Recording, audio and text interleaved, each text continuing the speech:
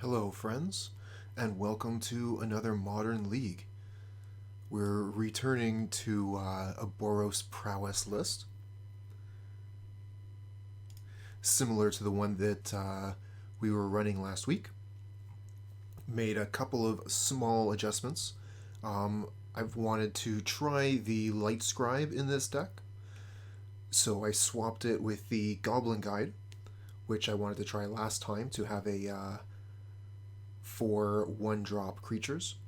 And then I've also brought in Rip Apart into the sideboard instead of Smash to Smithereens. We lose out on getting the 2-for-1 of destroying an artifact and getting a Lava Spike to the opponent's face. But we gain in versatility, and this thing is very versatile, so we're going to give it a try.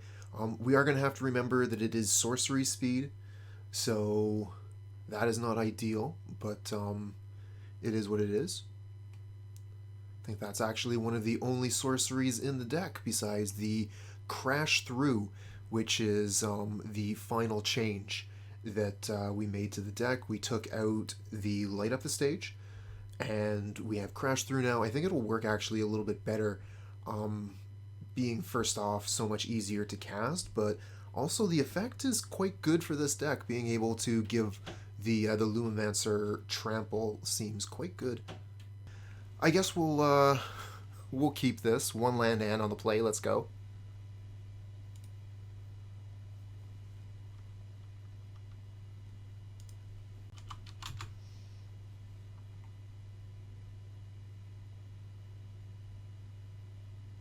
Yes, we do run 4 bolt. Absolutely. 4 bolt, 4 dart. We are focusing fairly heavily on getting the damage in quick as possible. Makes sense with a deck like this. We do want to win on turn 3 or 4.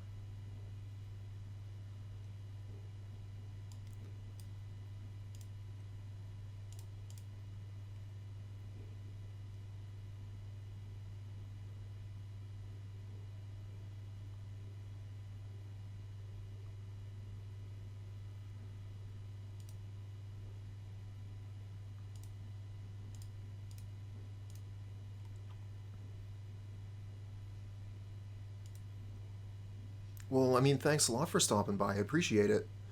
And if I see you streaming again when I'm ending my stream, I'll throw a raid your way.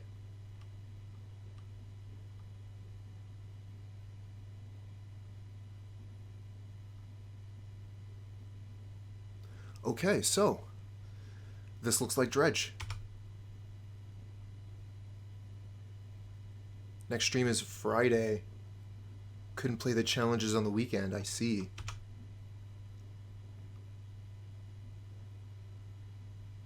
Well, maybe I'll stop by then. Oh, look at this! This is so lucky. We got the land like we always had it. This does mean that we don't really get an attack this turn with Lumimancer because we're going to want to play the Lightscribe. I suppose we could Manamorphose so we could at least get an attack in this turn, but Manamorphose is going to be so much more valuable next turn when we have the Lightscribe in. It's going to get an extra 2 points of damage, potentially.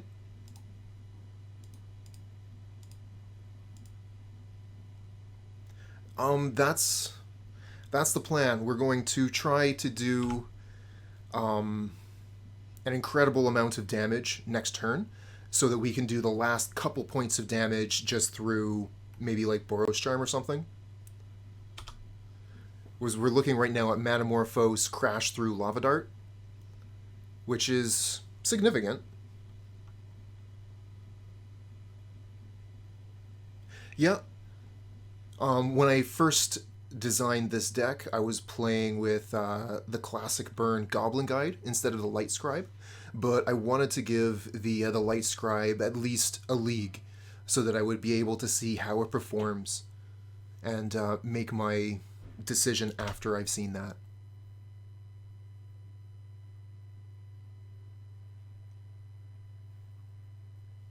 Yeah, absolutely. The 2 mana cost doesn't have haste. Not ideal for the for the Blitz plan, but, you know, I want to see what it can do. Oh yeah, absolutely. The Sprite Dragon's very strong, and I mean, the chicken is an honorary 2-drop as well.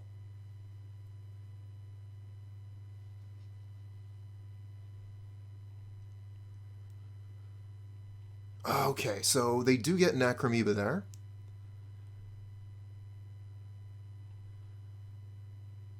But I think, yeah, that's it. So we're going to be able to get that out of the way with Lava Dart. We drew Vantage here, which means we have the Boros Charm. So I think this is going to be significant damage.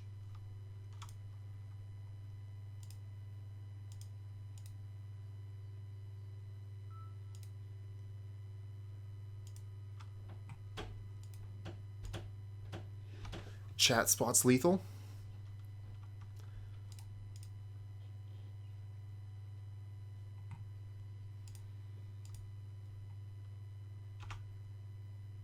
Go red because we have a white source here. Another Boros Charm, whatever. We'll crash through first because we're going to be going crash through, dart, Boros Charm, right? 1, 2. Well, we have 3 mana, so we can't do all that, right? We can do crash through, Boros Charm. Then we don't have to Lava Dart, but Lava Dart gets us a lot of Prowess triggers. So we'll just Lava Dart the Necromoeba out of the way and then give the Lumimancer double strike.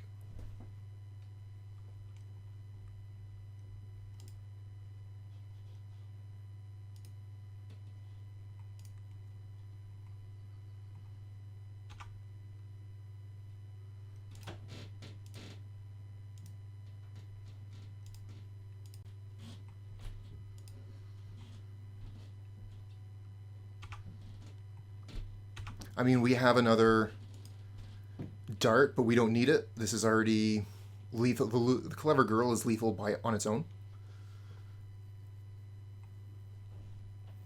Got lucky there. The Dredge player didn't dredge very well. So we're going to bring in Rest in Peace.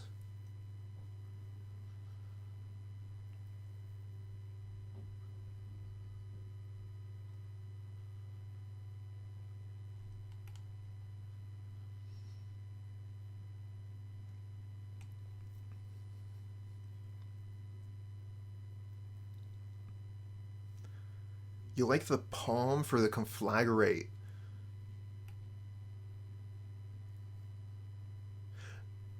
I mean, the Palm would prevent any damage dealt to me, but not to my creatures, right? So they would still just be able to mow down my critters.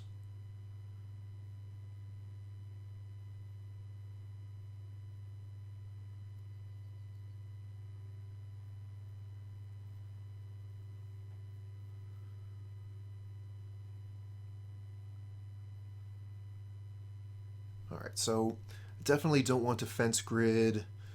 Don't want Rip Apart. Oh, yeah. It would be a pretty big deal. And that would change things quite significantly. Unfortunately, we are relying quite heavily on our creatures. So, yeah. Different situation, I guess. The Roiling Vortex is interesting. Not so much because the opponent's going to be casting spells for no mana, but we could pay a single red to stop them from gaining life from the their Lightning Helix effect. Hey, Burakimo, welcome, welcome. You like the Vortex over Path? Okay.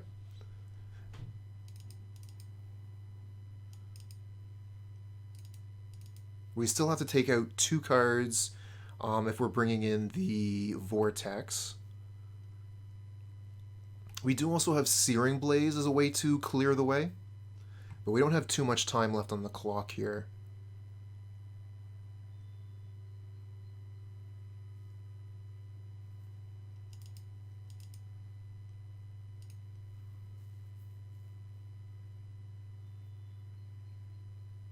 Nonasimo, hello, hello.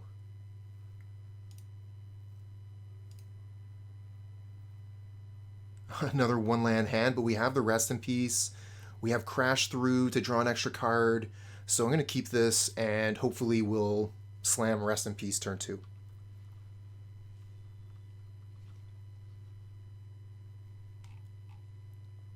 Okay, our opponent is mulliganing heavily here.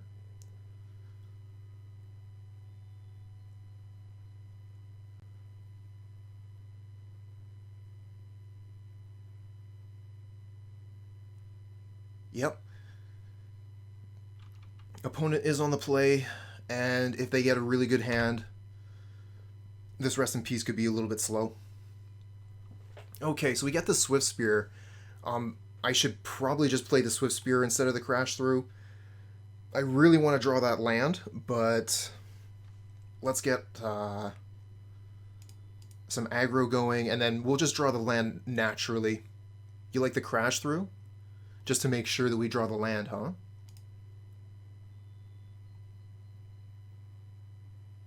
Yeah, that's fair.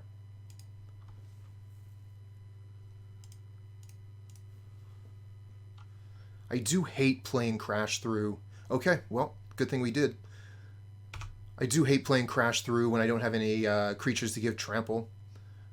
But, yeah.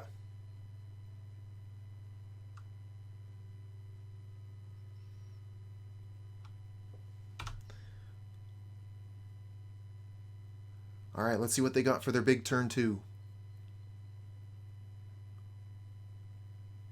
Shriekhorn.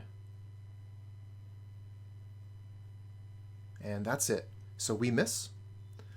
Might as well play Soul-Scar Mage here, I guess.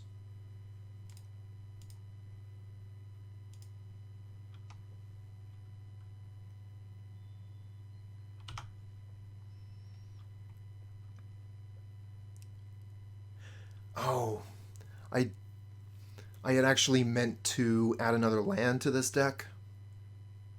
We're at 19, I think, and I wanted to move it up to 20 with a fifth draw land.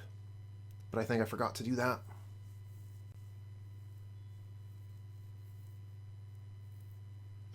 Oh well, too late now.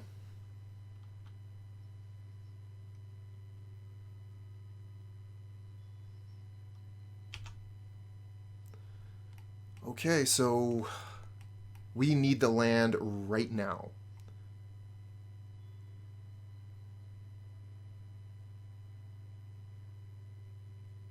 Sure. Land off the top. Let's go.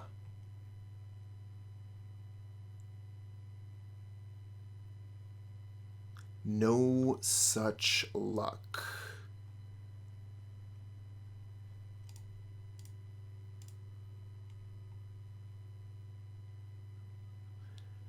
Ooh, really unlucky there. Oh well. I mean, we did sign up for this when we kept a one land hand, so it is what it is. I think that it was probably right to keep this hand. We had the Rest in Peace, we had a lot of resources, we had a lot of one mana spells.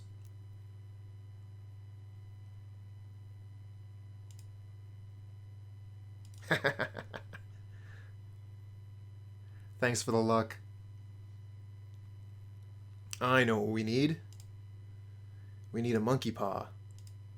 There we go. That'll change everything around immediately.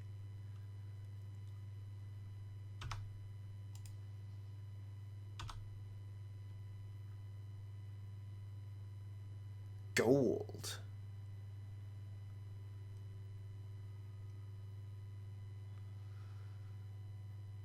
Okay, we got lucky here. Looks like...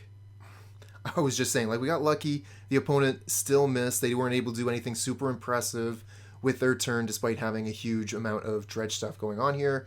And we miss on land yet again. So, Monkey Paw didn't work.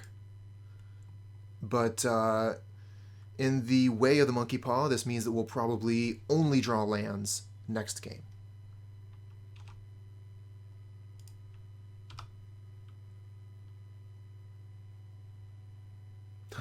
Oh, I see how it is.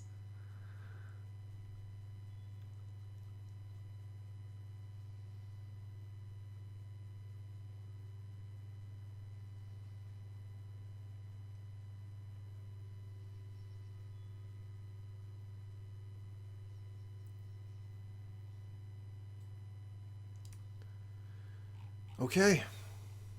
They managed to get... they managed to dredge into a creature here, so they're going to get 1 Amalgam.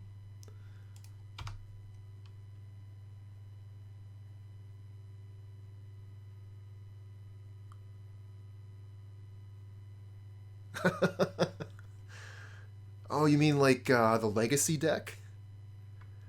Isn't that deck like 60% lands or something? Maybe more? Oh, no kidding. There you go, 35 lands.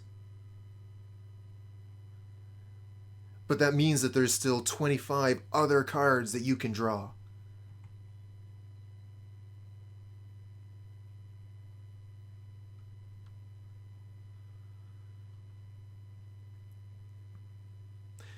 Yeah, sometimes Magic can be a very frustrating game, and you wonder, why do I play this thing again?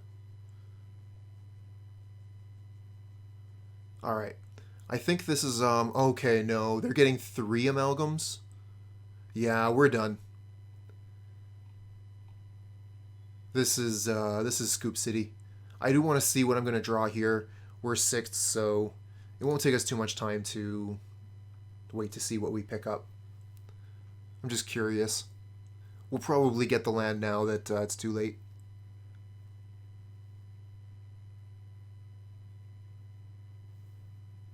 Because that's the way fates be.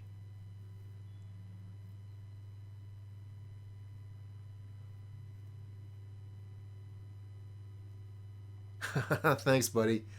Talk to you later.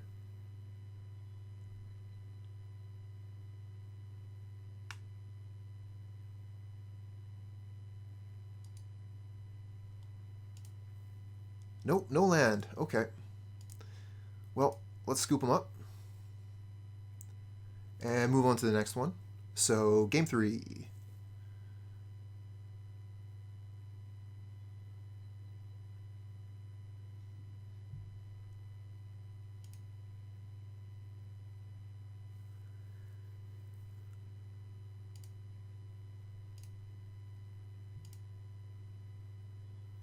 Zero land hand, so easy mull.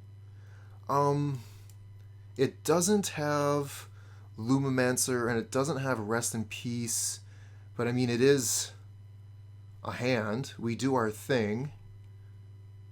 Opponent is keeping a 7-card hand. I think we probably have to mulligan one more time, see if we can hit Rest in Peace. Well, we didn't get Rest in Peace, and this hand is bad.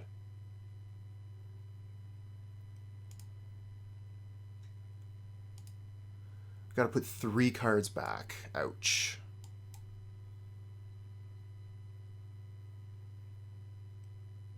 Well, if we want to keep 2 lands and the creatures, then these are 3 cards to put back. We could keep the Crash Through over the Soul-Scar Mage to try and draw into Rest in Peace.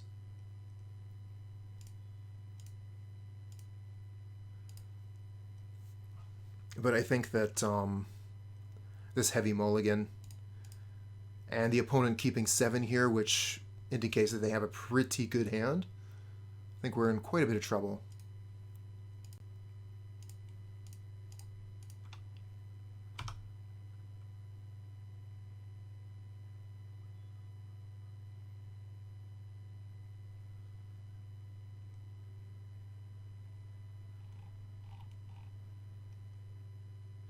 So I heard a while ago that Dredge wasn't working properly, I guess. Did that get fixed? Oh, hello there. What's going on?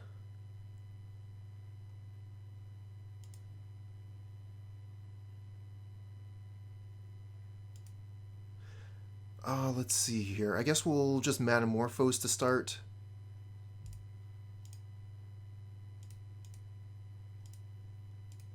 And I think I'll go red-white here, because ideally I want to draw the Rest in Peace.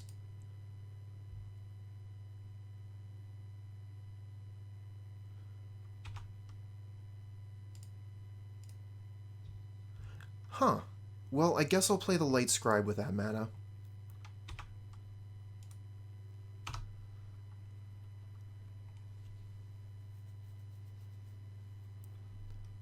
But you can see here how that mulligan ended up hurting us so badly, where we have our two creatures down on the board now, but we have no resources to pump them up. Paying life, so this is what, a dismember? Oh. Okay, they were just paying for the shock, and now they're using discovery.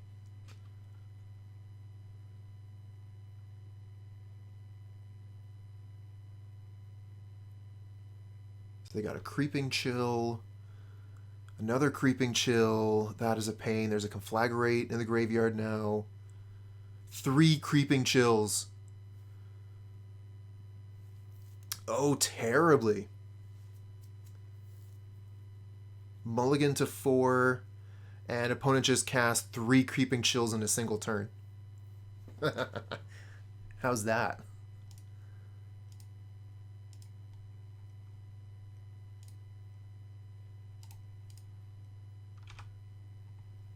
Love it, art. Yeah, we're pretty dead.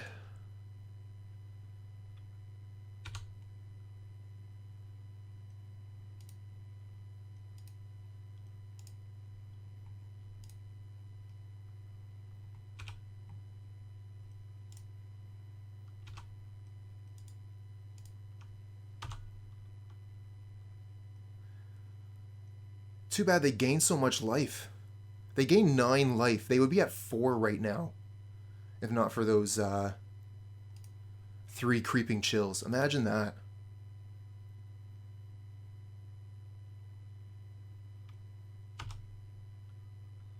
So they get Bloodghasts, but they don't have any amalgams yet. The conflagrates are brutal though, so like that basically ends the game. Yeah. As soon as opponent casts it, I'll scoop him up.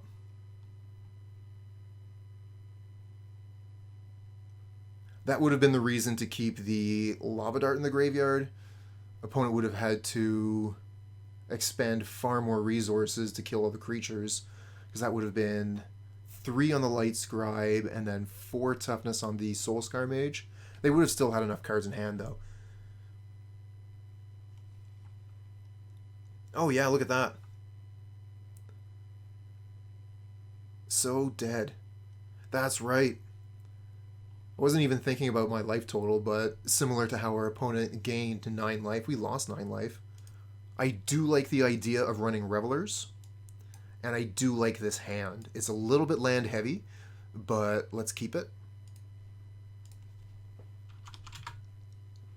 And hopefully we will not draw any more land this game.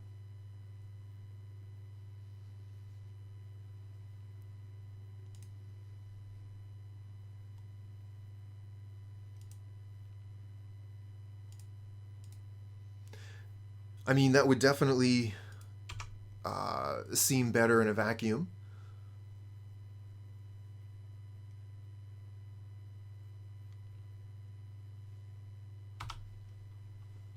Yeah, Crash Through would be quite nice. We could keep... Oh, speak of the devil. We could keep the Path to Exiles relegated to the sideboard. They don't need to be in the main, I guess. That's true, too. Whereas the Path to Exile, we can't just cast it to get Prowess triggers. That doesn't work that way.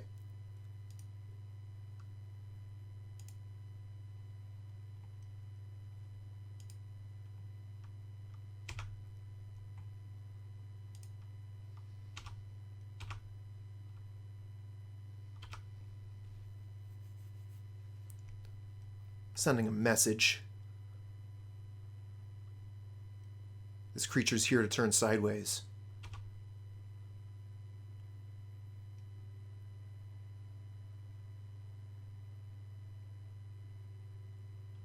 Whew. Okay. I was scared for a second, I'll admit.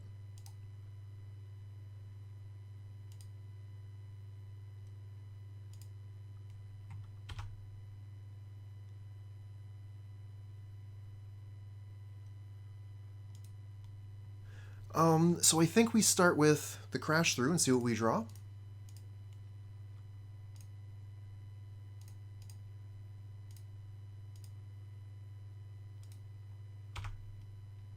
Ah, that's a shame.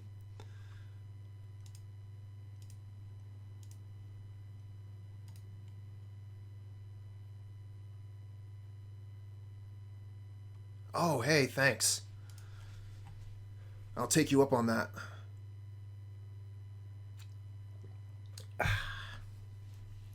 Okay, so we're at 7 here, and we can bump that up by 3 to 10. I don't think it's worth it to lose a land here. Let's keep the Lava Dart available.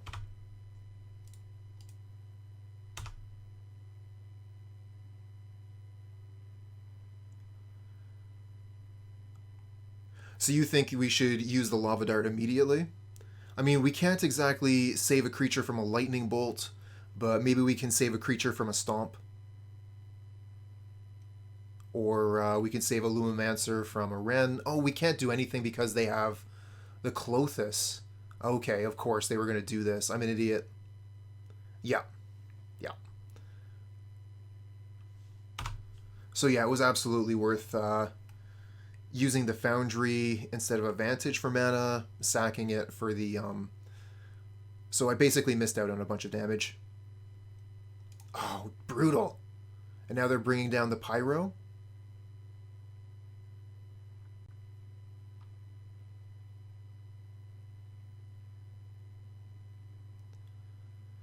Yeah, that's what kind of what happens when I start to tilt. Make one mistake and it kind of cascades into more mistakes. Because, like, why am I not pathing the Klothys? Because, apparently I forgot how to play Magic. So we'll path the Klothys, we'll get the Prowess triggers, we'll Searing Blaze the Red Blade Elf. They'll block with the 2 elementals. Kind of wish we had another Crash Through.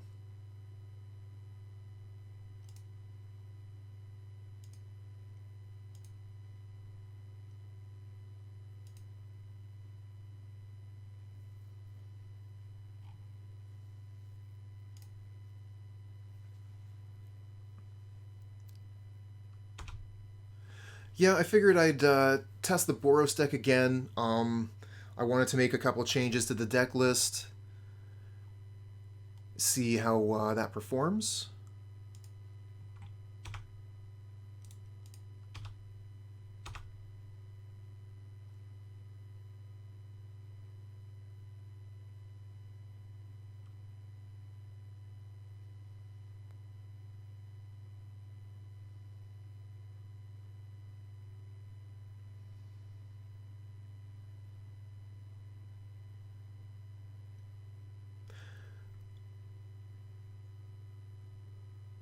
Yeah, unfortunately the baubles do not work with Magecraft. Okay, so Clever Lumimancer is going to be a 4/5. So we can Searing Blaze the Bloodbraid Elf, kill the rest of their creatures, just kill everything.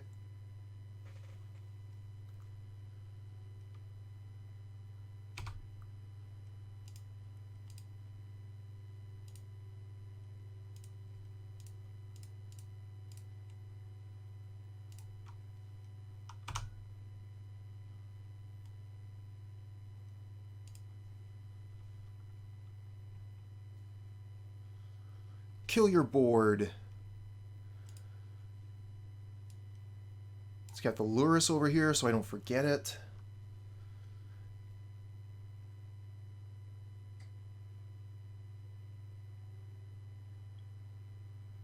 But yeah, I've definitely been interested in some of the green and white Lumimancer decks that have been running Scale Up. And I guess they're Naya, right? Because they're also running a bunch of the Double Strike. spells. I kind of want to keep this. We do have another Searing Blaze in the deck, but we have a land in hand. So we can just keep this land if we draw the last Searing Blaze. Let's pull a mountain out of the deck so we don't draw it.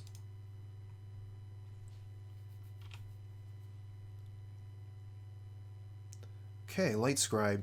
Now, they do have 1, 2, 3, 4, 5 mana, so they could activate the Pyromancer and bring in a bunch of tokens to potentially trap me.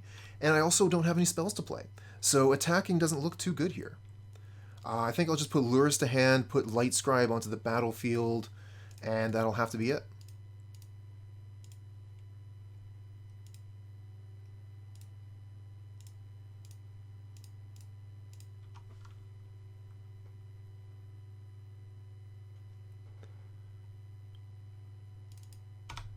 Oh, Handsome, yep. Temur Battle Rage was definitely the card I was thinking of. Thank you. I think they might have also been running 2 copies of Boros Charm as another way to either get the last points of damage in, protect their creature, or give it double strike. It does pretty much everything you want. We don't have anything to do here. We have 1 card in hand. Opponent knows it's Lurrus. We can just hit 6 here without losing any value.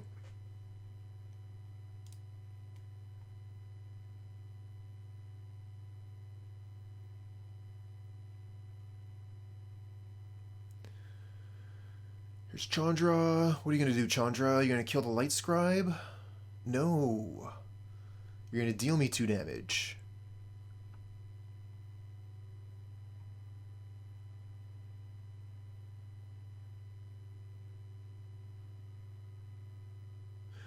There's a new white card that copies itself for each spell you cast this turn?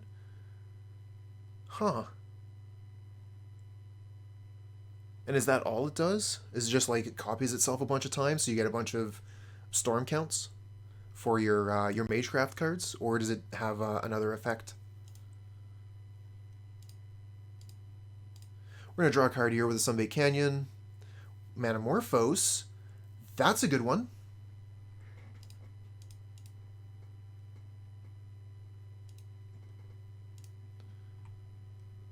Okay, we're going to go... I think we're going to go red-white on this because we plan on casting the Lurrus worst case.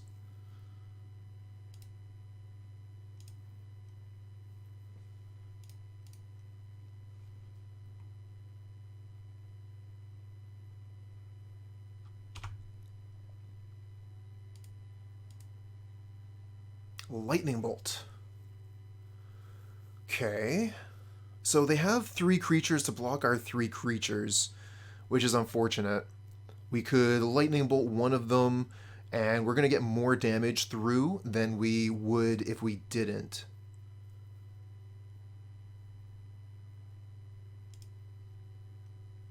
If we wanted to, we could kill the Chandra, I think. This deck does so much damage. I think that we might actually want to run the full 4 Crash through in this list so we can get through with our creatures. We want them to have trample. Okay, so they can actually save the Chandra here by blocking everything except for the Lightscribe. Yeah, I think that that's the way it's going to have to be. Show of Confidence. When you cast a spell, copy it for each other instant or sorcery you cast this turn. Put a +1/+1 counter on target creature. Wow, that's... Huh. That's interesting.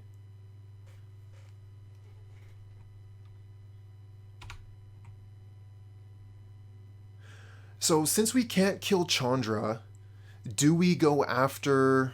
Do we bother going after it? We could hit the opponent for 4, put them to 6, but then the Chandra gets to kill our Lurrus.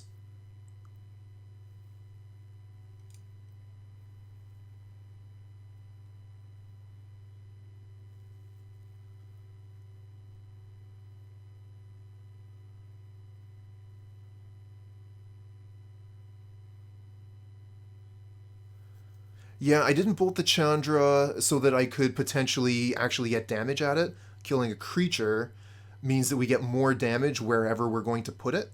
We just have to choose if we want to put it at the Chandra or the opponent. Unfortunately, we don't have a Lava Dart. Lava Dart would have been so good here.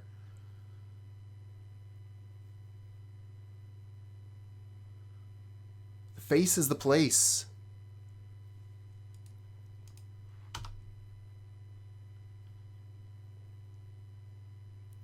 I am taking far too much time thinking about my turns. Gonna have to speed up.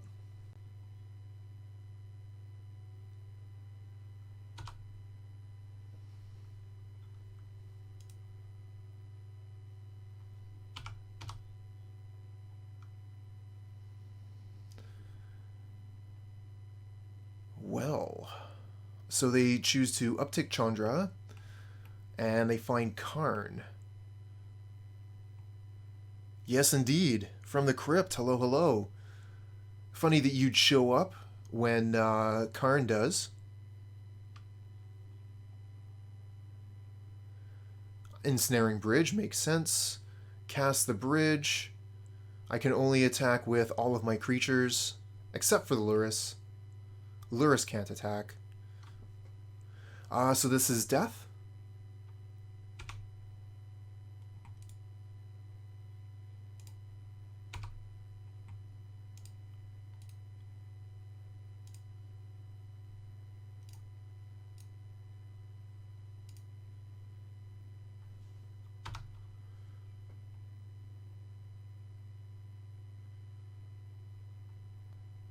Oh yeah.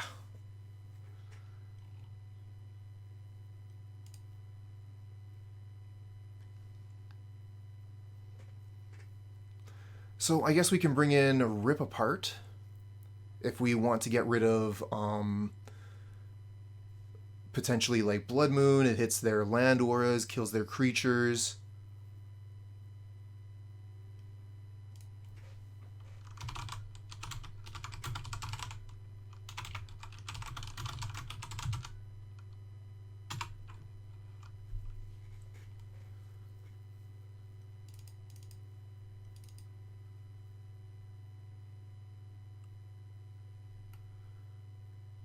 Has protection from red.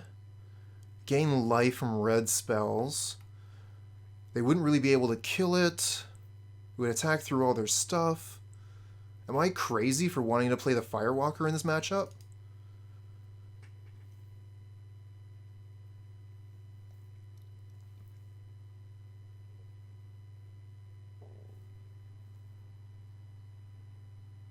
I mean, yeah, that's fair. I am crazy, yes.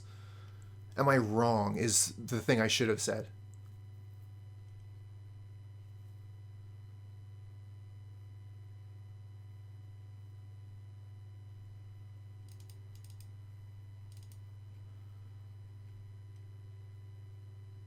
Okay, so if we're running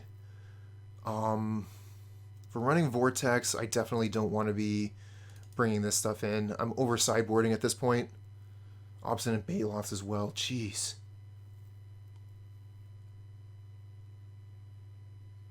Okay, so if we're bringing in these four cards, the Vortex and Rip Apart, we got to take out four cards. We got a minute to do it.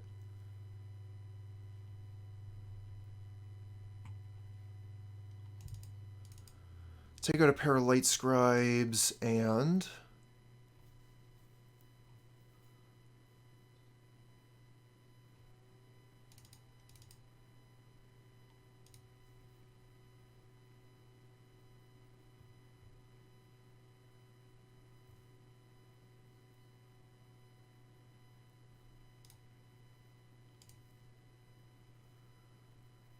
Okay.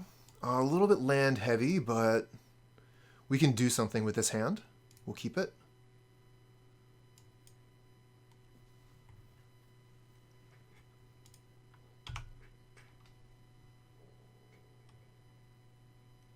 Nice. Mutagenic Growth will save our creature from a lightning bolt.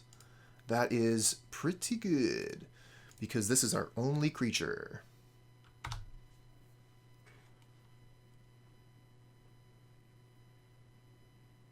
Oh, wow, would you? Absolutely, go for it.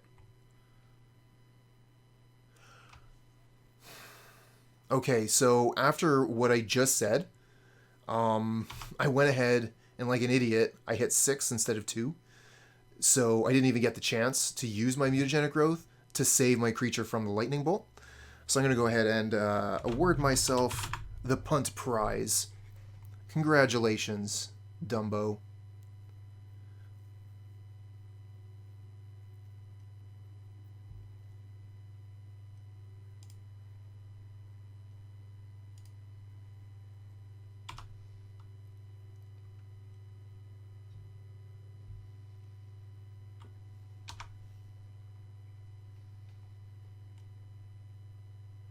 Lesnar, how's it going?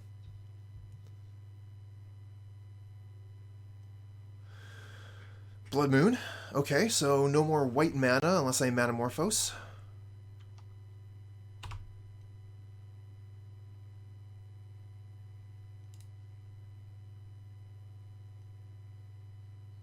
I'm doing okay. Thanks for asking. So let's see here. How much damage do we have? 1, 2, 3, 4, 5, 6, 7, 8, 9, 10. So not lethal. We could pretty easily kill the Renin 6. I don't mind doing that. So let's see here. That'd be 1, 2, 3, 4. So I think we have to Manamorphose if we want to kill the Renin 6. We just don't use the Mutagenic Growth.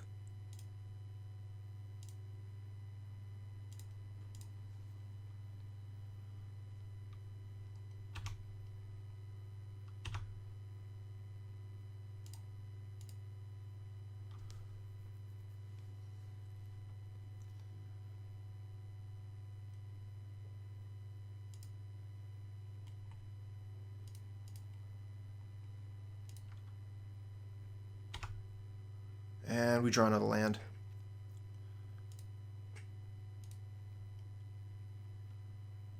Think we're probably losing this one.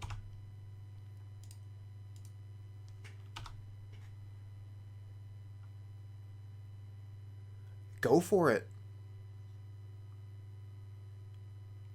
The defense grids were best thing I could think of on the spot. Oh wow, we are so dead. So if you have something better, or if we're just replacing those because we need more space now that we're pulling the Path to Exiles out of the main, that's all fine. Okay, that's a lot of lands there. We're going to concede this one, move on to game 3.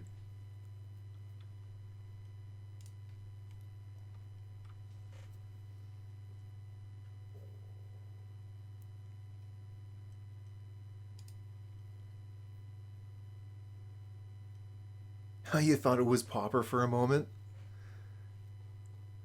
I mean, some of the cards in this deck can definitely be pretty good in Pauper.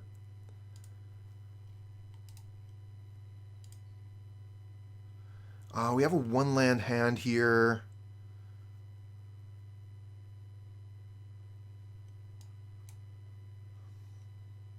I'm not too excited about this hand. I'm going to try for a better one. This one's more exciting for sure. Keep this. And I think we just get rid of the Lightning Bolt, keep the Manamorphose, and the 2 lands.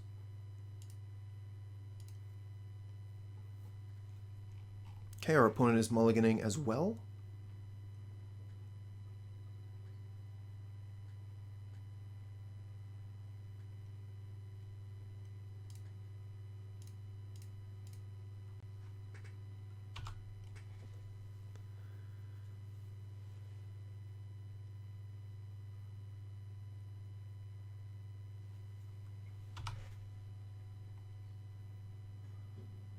And we get another land. Not too excited about land number 3 right now.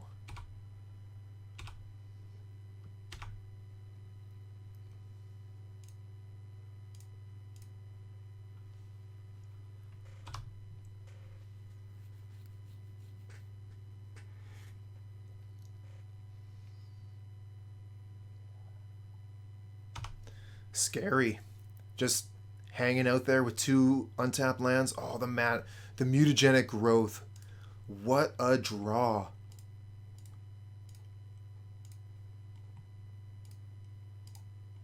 Okay, we'll go red. We have another white source to spare.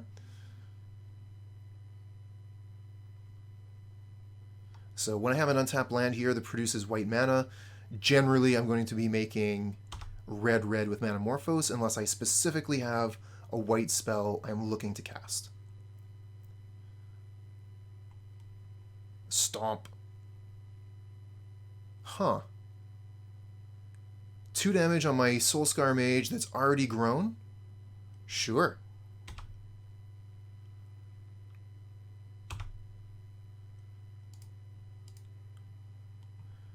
Manamorphose.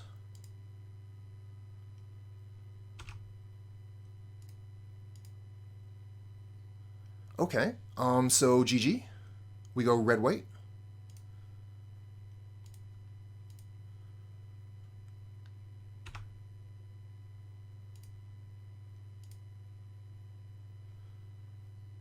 Mutagenic Growth.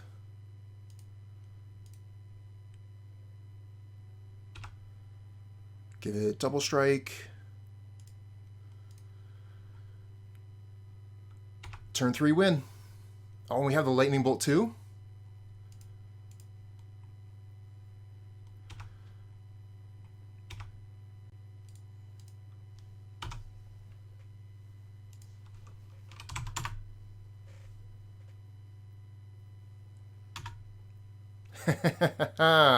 Turn 3 win. Okay, yeah, we keep this. We have a creature. We have 2 lands, which is the ideal number of lands. Yes, I do. Let's see here. I've been streaming for about an hour, so I usually start an hour ago, whatever that means to you.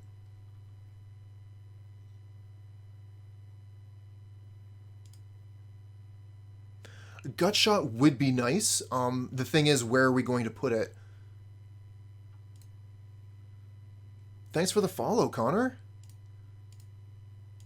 Anyone in the chat, if you're not aware, Connor Man is another streamer here on Twitch. So go ahead and give them a follow. Check out their content. They do a lot of Magic stuff. It's cool.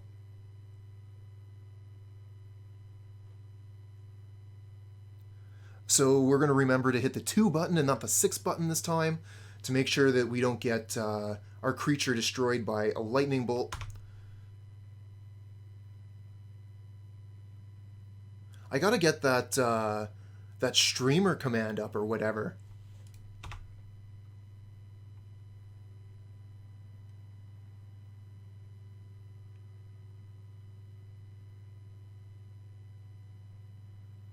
Eight rack. I remember 8-rack. I used to play that deck when Deathrite Shaman was legal. It was a good time. I found that 8-rack is really good for teaching you what all the other decks in Modern are doing. So we have Island, Polluted Delta, and Serum Visions. What do we think this means, chat?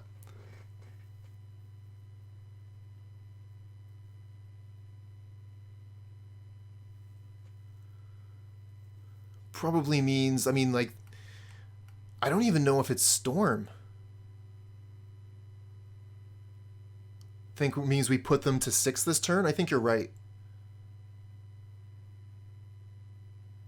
It's true, I did kick Scourge, and it was amazing.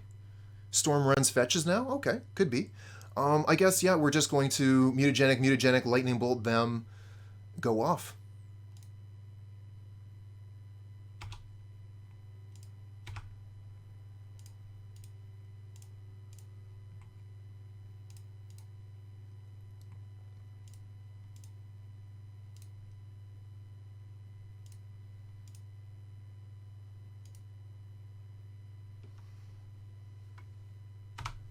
Okay. That's a lot of damage. We did expend basically all of our resources to do it.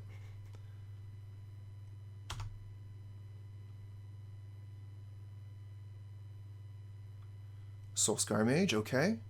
Yeah, seeing the island there, and the polluted delta, I wasn't thinking we were going to be necessarily running into Bolt.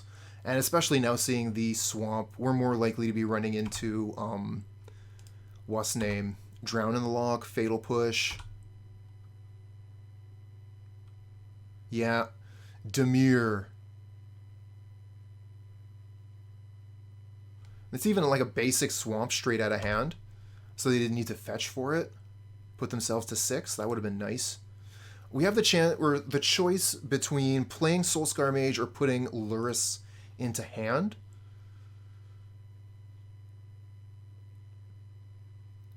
Maybe just play the Soul-Scar Mage this turn. We have the option to draw a card here as well if we want to. But if the opponent starts putting our creatures into the graveyard, we're going to be looking to put the Lurrus into our hand. Oh, they just run out a Snapcaster Mage? End of turn? Sure. I mean, that gives us a target for the Path to Exile, which is nice.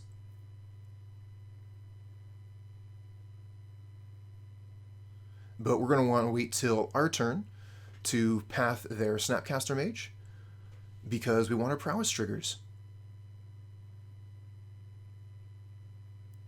That would be the ideal. You're absolutely right. We should focus on our main game plan here. We don't need to worry about Lurrus until we are out of resources completely.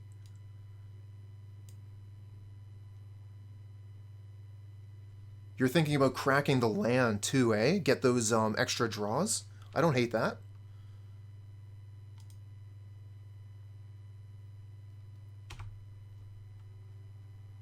Alright, let's draw a card.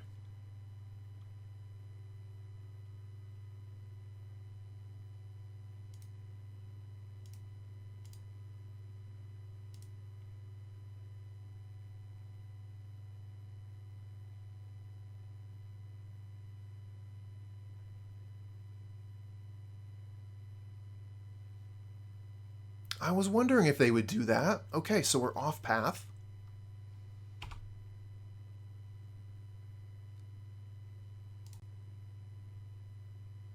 And now they have path. It's not Demir, it's Esper. Oh, but the Lava Dart.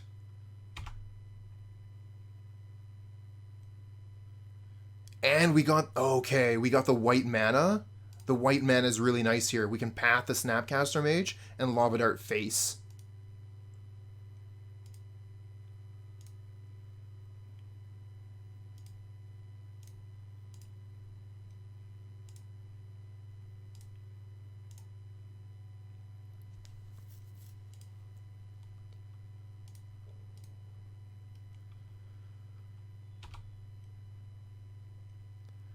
GG easy.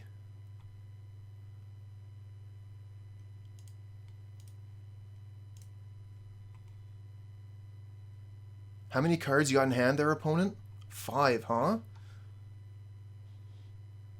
What are you doing with all those cards you got in your hand there? Nothing? Oh.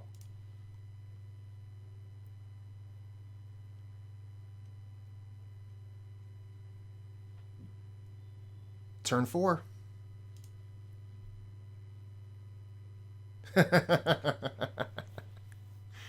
Oh, what can I say? Every once in a while. Don't get used to it.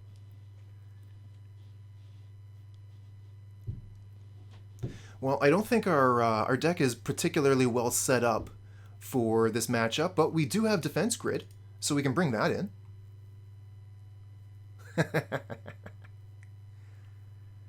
We maybe take out the Searing Blaze, or the Path to Exile.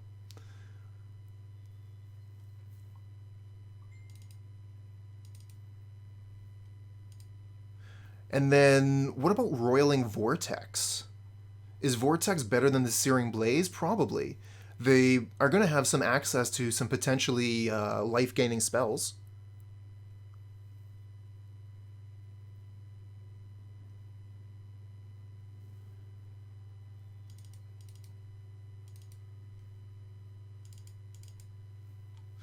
This seems okay. They could be running Force of Negation, which would be good for the Vortex. You're right. We got 60 cards here. I like the configuration. Let's submit. Mutagenic Growth isn't exactly that hot versus a deck that can... Oh, you know what? Rip Apart might be interesting. 3 damage to a Planeswalker? Yeah, the Kaya's Guile. Here we go. Yeah, no kidding, eh? Hey, Granum? I think that you're right about that, and that's a really good way to tell what cards don't belong in the deck at all. If you're siding them out every time, they don't belong there. Not a great hand. We don't have a turn 1 play.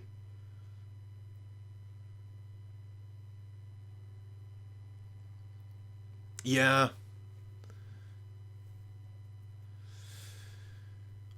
But I mean, it's an okay hand. We're going to get something pretty serious on turn 4. I don't know that I can reasonably mulligan this. We have 2 lands, we have creature, we have our sideboard card. Yep, mediocre keep. But that's one of the things about playing this 2-drop creature. Every once in a while, that's going to be the only creature in hand, and it's not going to look that hot.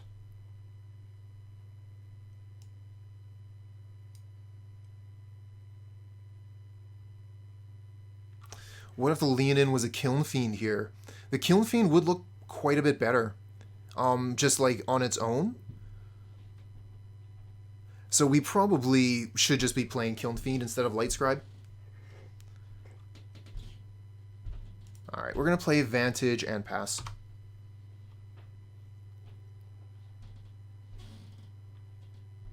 Which it won't. We'll see what happens. Yeah, I did notice that.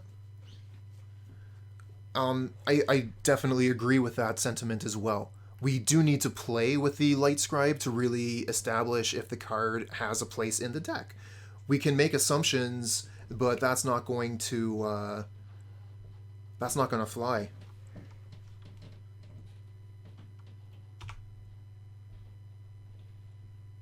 I mean, ideally, yes, we would like to have multiple creatures on board. Okay, so, are we throwing the defense grid into their 2 untapped mana? I don't want to throw my creature into their 2 untapped mana. Have my only creature countered? No, thank you.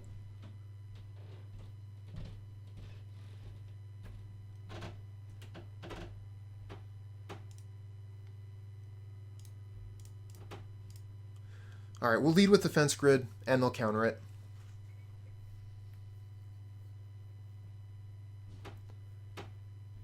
Maybe they won't counter it.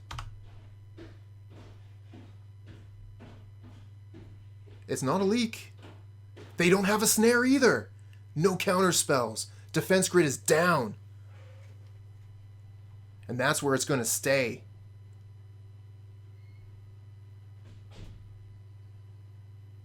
Okay, opponent is playing at sorcery speed. And we are going to have a big turn on turn 4 if we get to keep this Lightscribe. Okay, they're hitting our white mana again. We'll go get Mountain.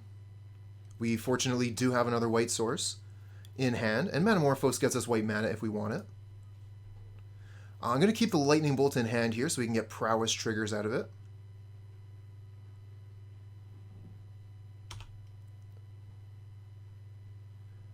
Crash through, not bad.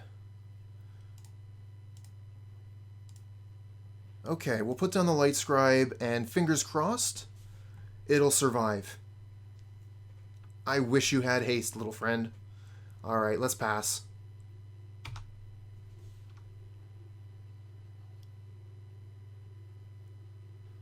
Yeah, I can't cast the bolt because of the defense grid. It's a symmetrical effect, you're right. So during the opponent's turn, I'm actually not able to cast my spells.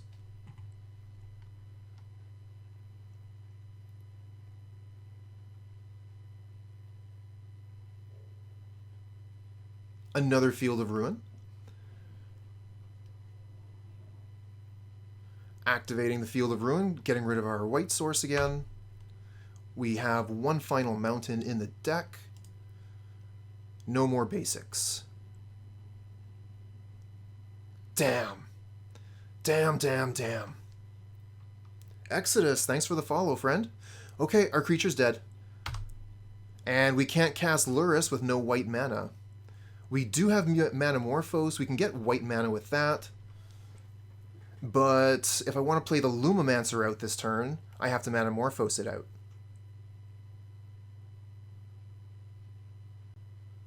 So, I could put the Lurrus in hand, or I can play the Lumimancer and forget about the Lurrus basically forever.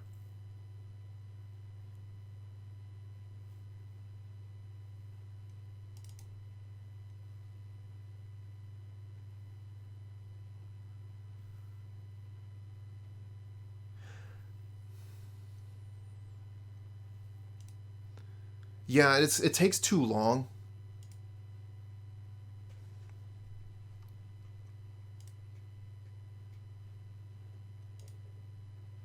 Oh.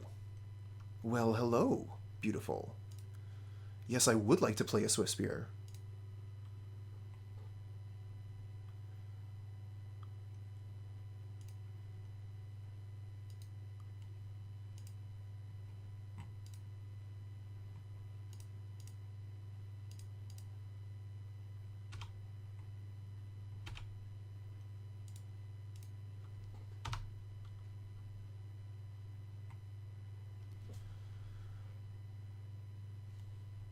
Alright, give me a turn.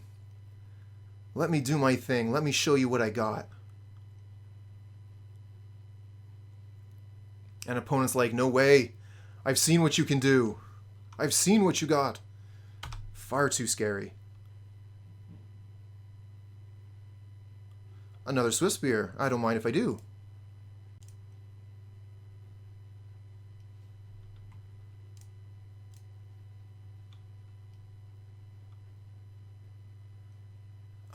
Well, Defense Grid is good because they're not casting any counterspells.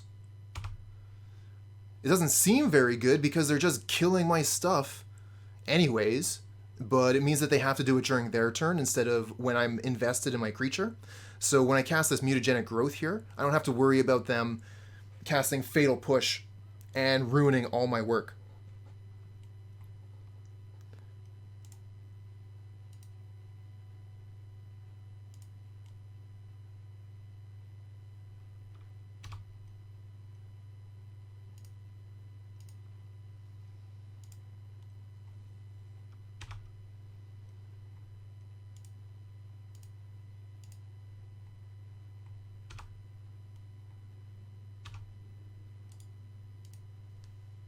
Okay, go to 5, opponent. Tithe Taker. During your turn, spells your opponent's cast cost 1 more to cast. 1 versus 3. Ooh, timely reinforcements. That might be the end of the game for me. We'll see.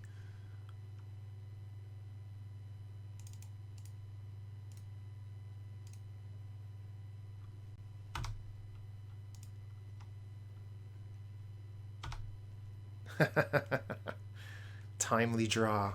What a timely card. Chat is very punny.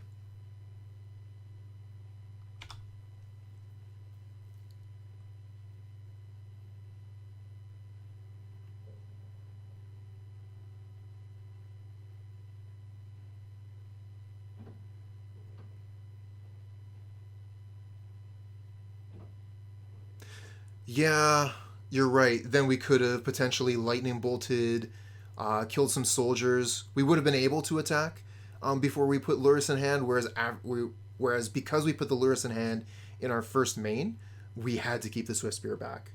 Our Raptor, thanks for the follow, friend.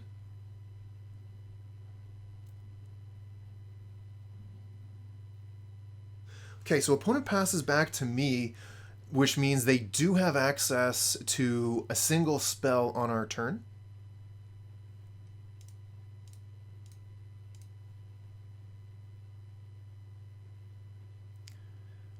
I do like the idea of Apostle's Blessing. The thing is, we're playing white, so wouldn't there just be like a better white spell for that like exact effect, where we wouldn't have to pay the life, we would still only be paying a single mana, but it would be a single white mana? Yeah, Gutshot's really good with light up the stage, but we decided we wanted to play Crash Through instead.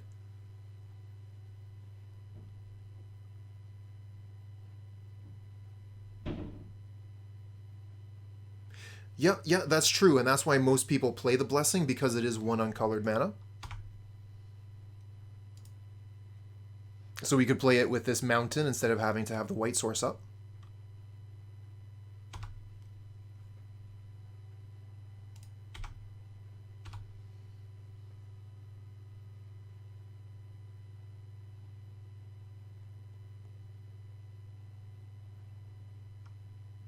How many creatures are you going to put in front of the Swiftspear?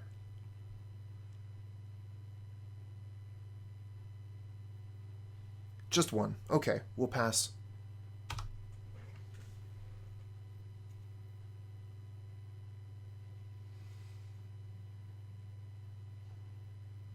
Yeah, that's fair. That's very fair. Adam Rafflebomb often have problems with the white mana.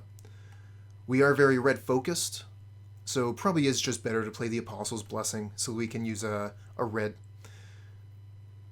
Sacrifices a creature and exiles all cards from the graveyard. Knowing we have Lurrus in hand here, they've decided to take away our resource instead of gaining the life. And I think that we can probably say GG to that. But, I mean, we play Boros Charms. Maybe we can just burn them out.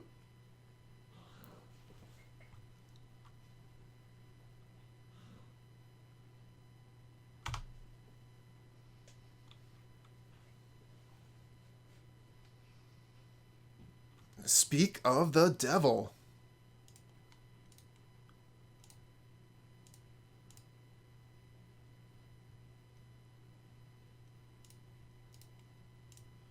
Almost there. And I was thinking of giving up. It's one of the big advantages of playing a burn style deck is you have a lot of reach.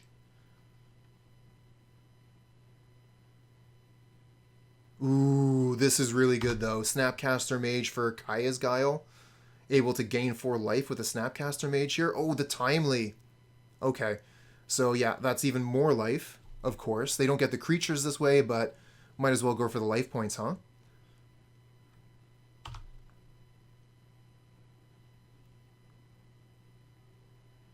No, that's pretty good for the opponent. I mean, we can play the Lurrus now, I guess. Don't get too much value out of it. But it blocks soldiers.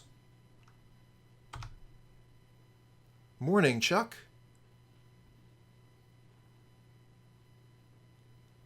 Haha. Oh, Veyvale, I wish we could have got there. Opponent had the second timely reinforcements before we could draw that bolt.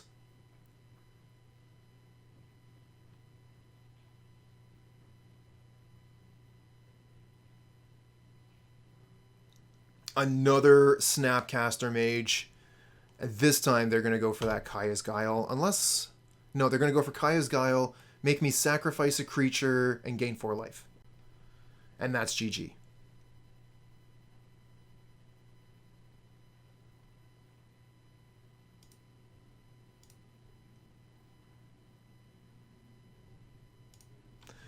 Okay. So, yeah, we're going to try this again as is.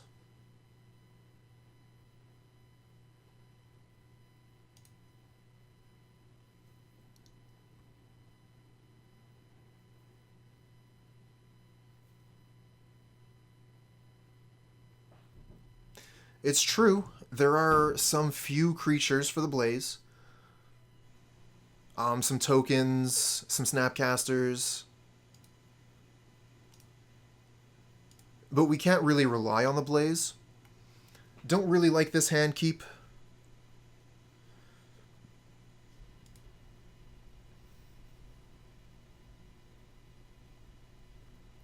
We didn't like our game 2 hand either. Yep, Esper is pretty good in the meta, I would say.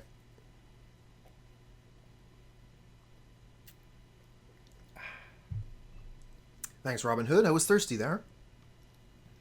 Alright, I think we just play Sacred Foundry. Sacred Foundry go.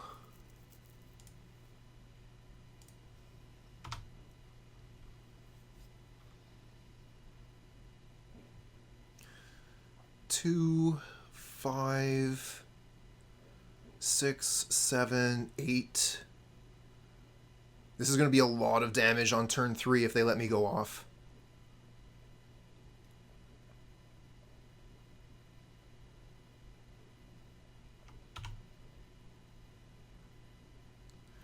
Right on time.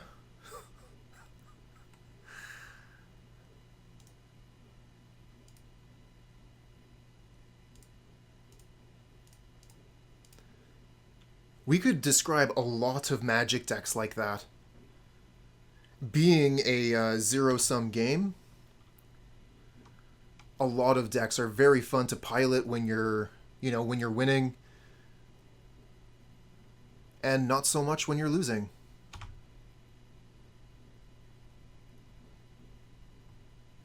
Oh yeah, Lantern Control was a trip. What a wild deck. Okay, that's a kill. Bye-bye, Lightscribe.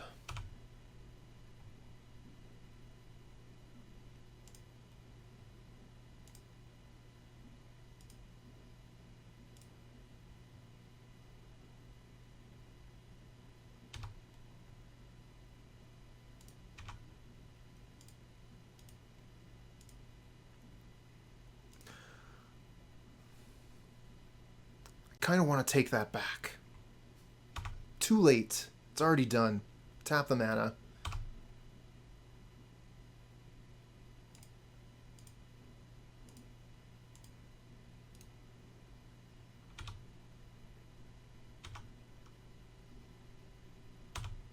Alright, take this. If possible, I would really like to combine the Mutagenic Growth with the Double Strike, which is why I didn't go off on the Muta there when it was safe. And we'll see if I end up regretting that.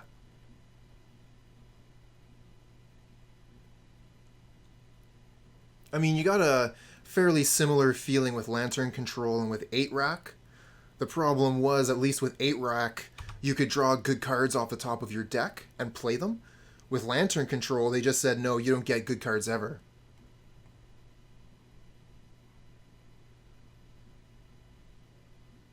Damn it.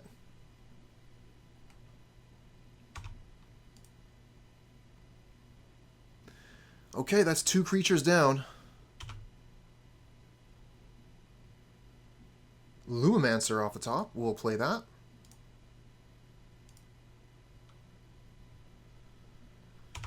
That's a good one if we can get it to connect.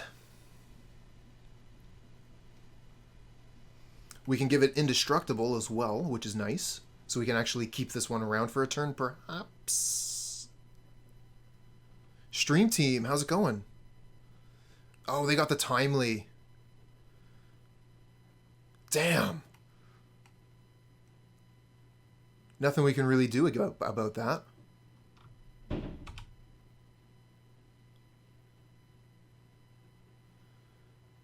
Hit myself?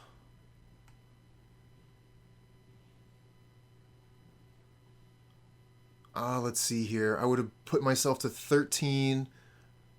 I guess, yeah. Yeah, that would have worked. I would have been down the Boros Charm, but they would have not gained the life, which would have been quite nice to prevent. Lightscribe. I don't know that I want to attack with Lumimancer here, to be honest. If I did attack with it, they would block and they would have to invest spells.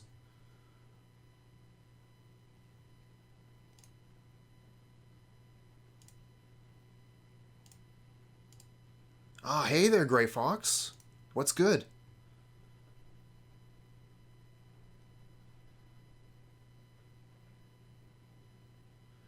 I mean, absolutely. I think that it's something that's worth considering, so thank you for bringing it up. I don't know that for sure it was the right play to make, but it was definitely worth thinking about.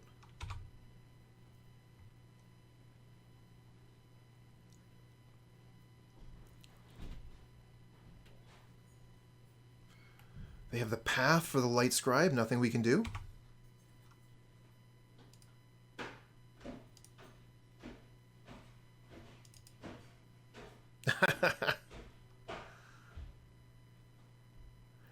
Alright, thanks, cool guy.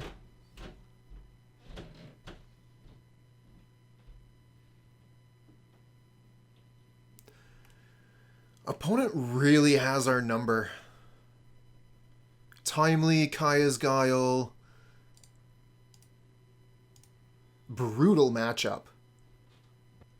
This hand looks fine to me.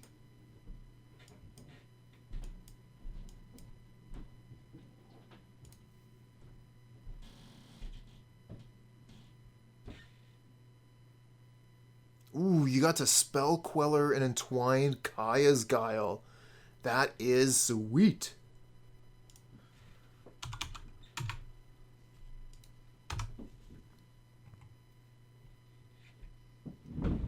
Spell Queller is a very nice card.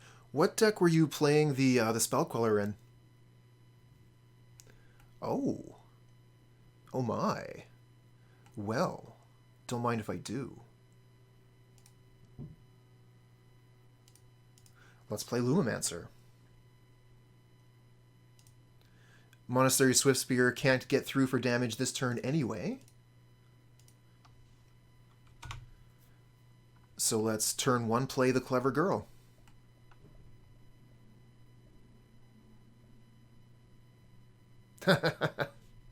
Oh yeah.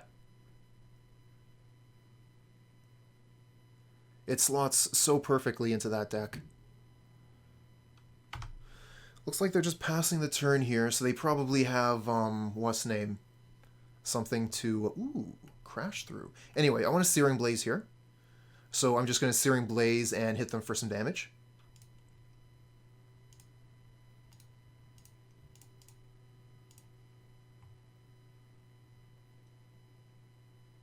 Are you trying to make the deck faster? I think that, if possible, we are supposed to be going for a turn 3 win with this deck.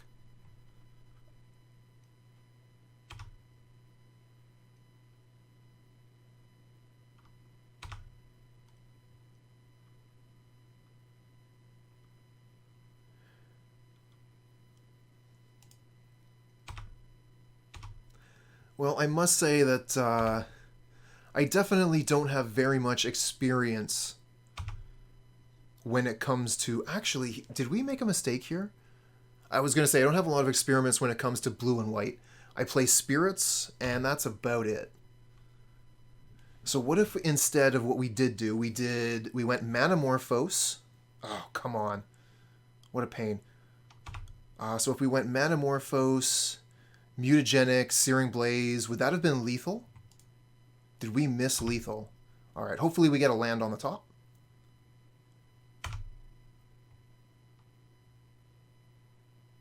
Yes. Okay. We're still in it.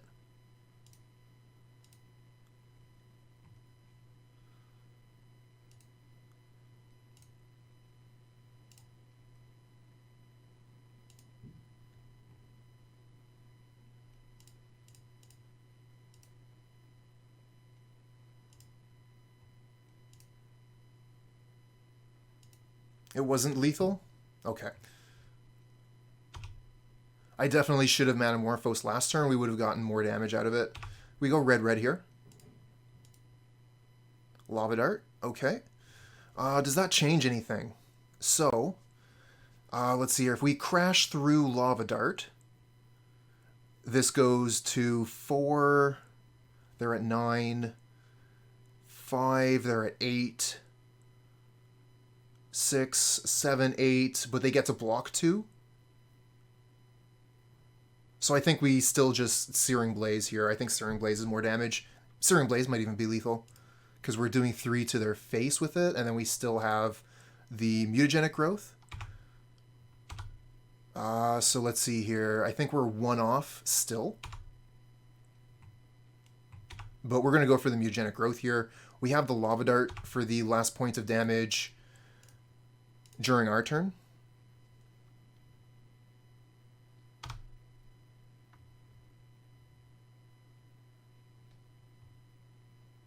Ooh, we could have Lava Darted the Skyclave.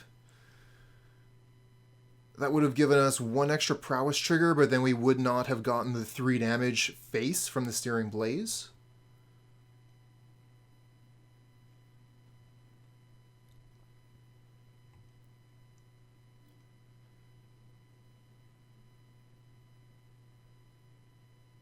Oh, that's true. I do get Crash Through as well, yep.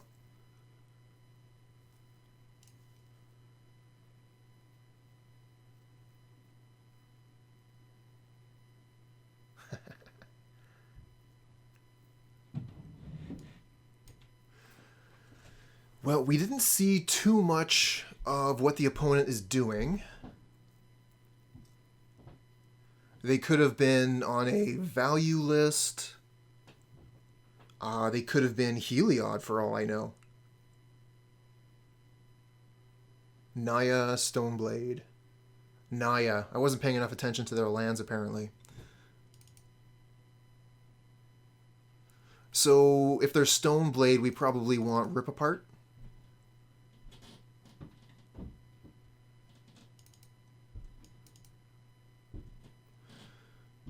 We probably need the paths, actually, because they're probably going to have something like Champion.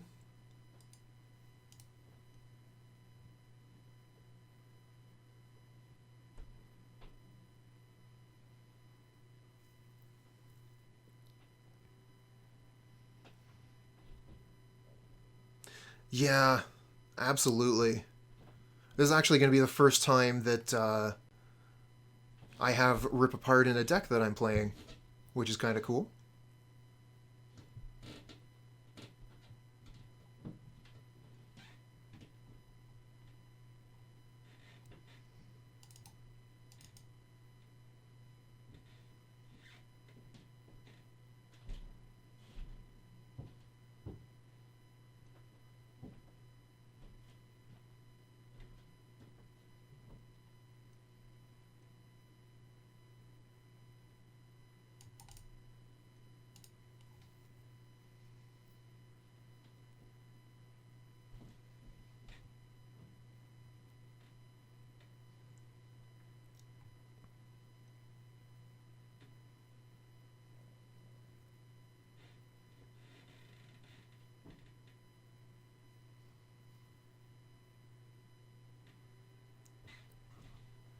All right, you got it.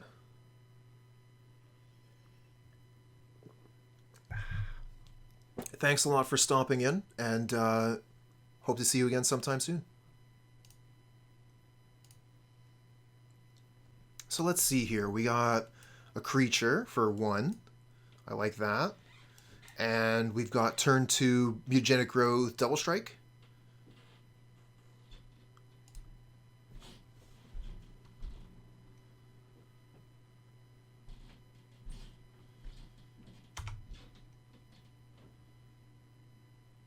No bolt for the bird? What is the meaning of this? I'm going to keep the Arid Mesa back because I'm playing quite a few Searing Blaze.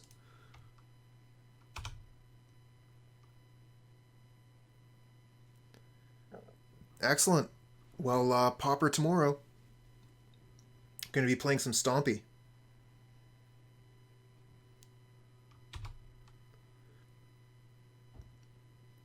Oh, Voice of Resurgence is a pain. Oh, and they have the Lightning Bolt, which means if I Mutagenic Growth to save my creature, they get a token? That sucks.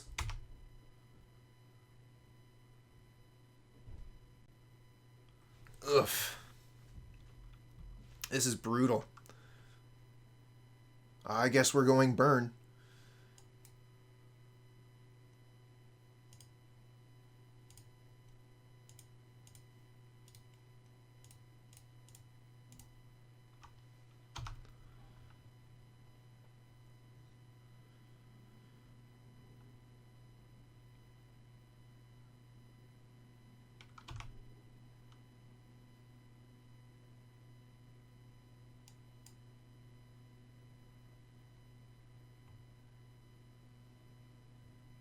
taking 2.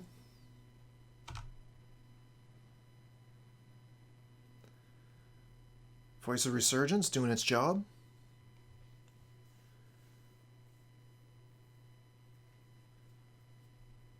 What?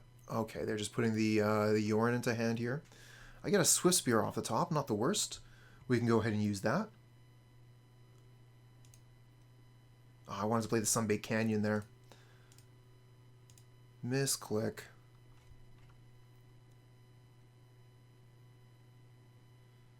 So we could rip the bird apart, and that guarantees that we get in for damage. It also means they won't necessarily have the mana for Yorion.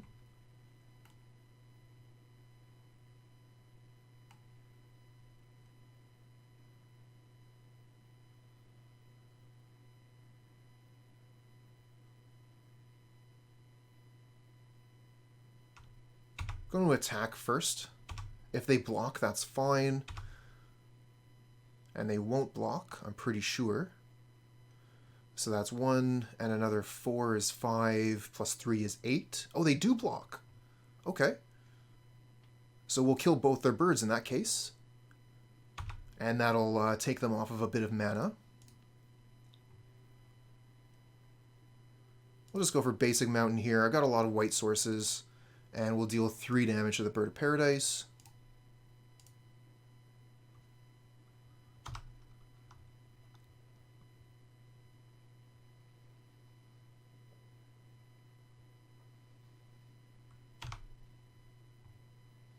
And they don't attack with voice. Ooh, Manamorphose.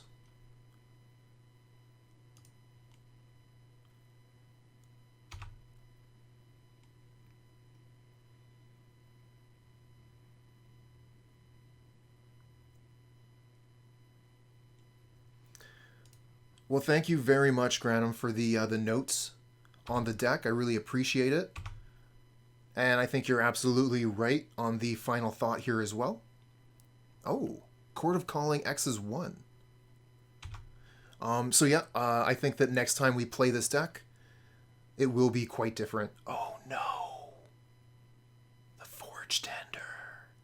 That's so bad for us. Now they can block the Swiftspear forever.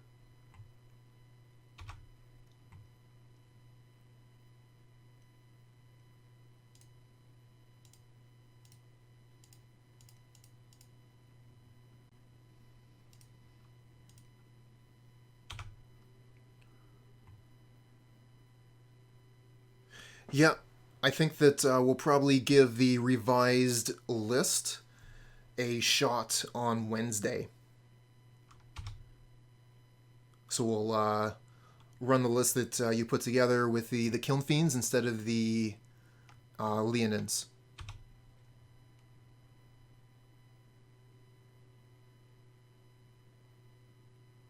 What are you playing after this league? I am playing video editing so that I can put the video up onto YouTube.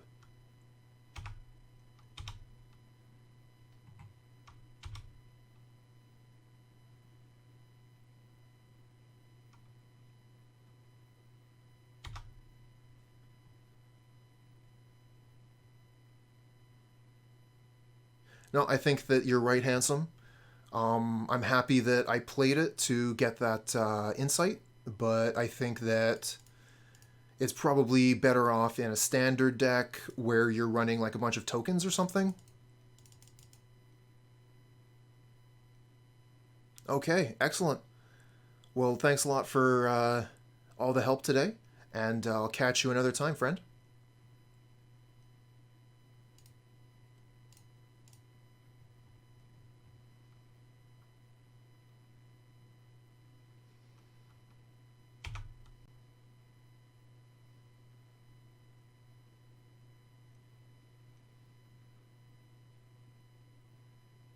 Ooh, Young Pyromancer. Spicy.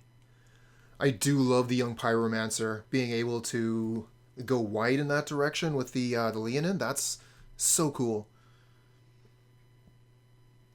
Extra points if you find a way to give your creatures haste. Maybe by casting First Day of Class?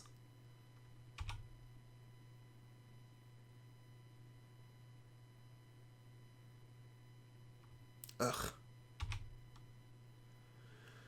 What are they taking with the Skyclave here? Probably Lurrus? Maybe Soul-Scar?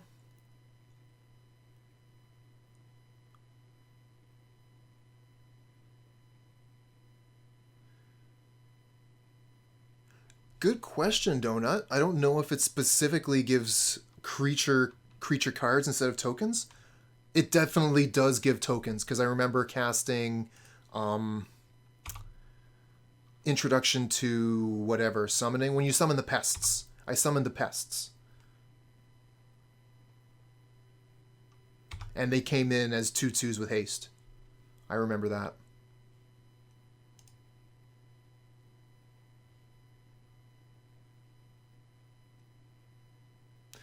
I think I crashed through before...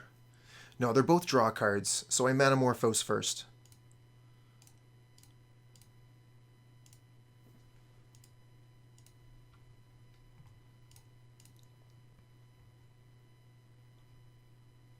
And I have plenty of lands here for white mana, so Manamorphose is going to go red-red. I guess they could have Chord of Calling here.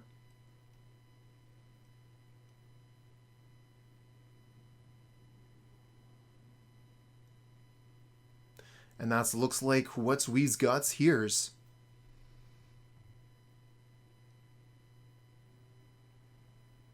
Well, opponent thinking better of it.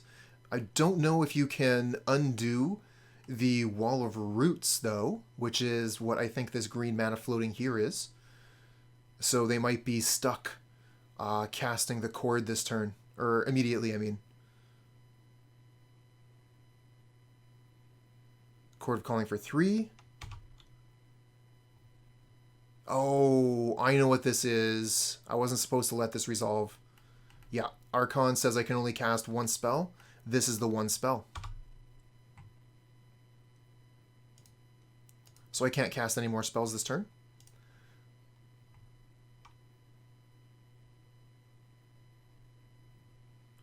Let's see here. I guess I attack with definitely Swiftspear. If I attack with the Lurrus, they block with the Archon, they lose it, but then I lose the Lurrus.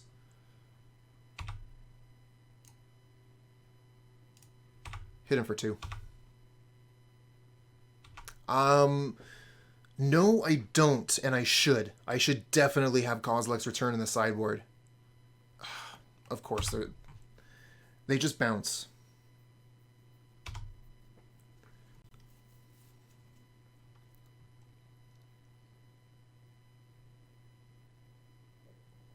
Yeah, because every single creature I'm running survives the Kozilek's Return, and Kozilek's Return would be very good in this board state, for example. Getting rid of the Forge Tender, the Voice, the Apparition.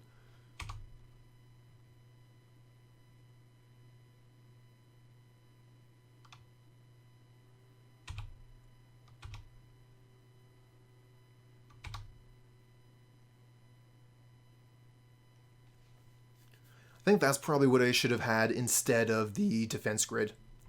Have the 2 Kozilek's Returns.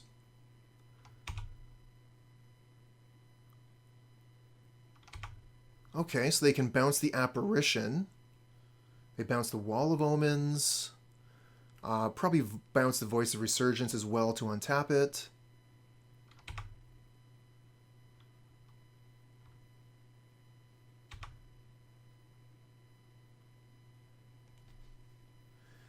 I guess I could have lightning bolted the Skyclave Apparition in response. That probably would have been the better play instead of letting them take my Swiftspear here, because that's basically GG.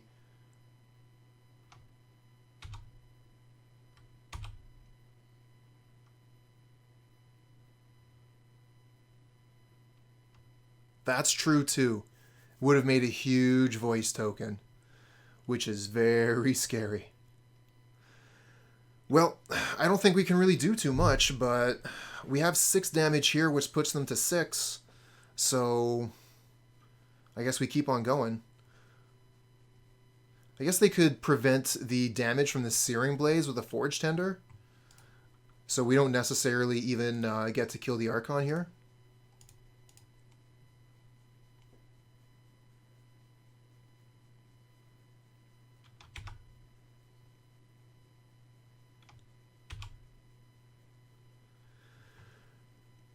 Yeah.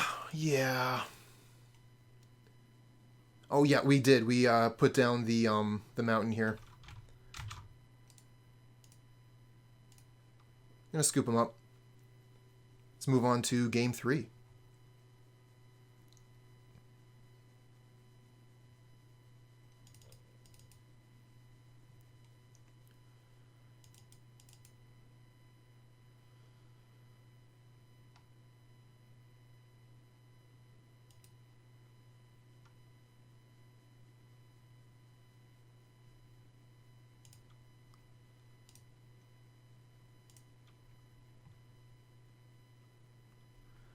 What do we got? We got a 1-land hand, no creature. I'm going to mulligan this.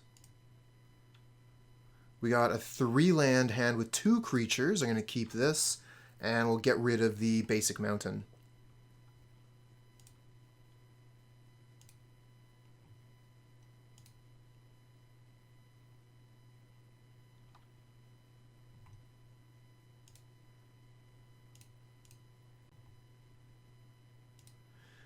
Well, that's a good question to ask, but we need more data to know the answer to that question even.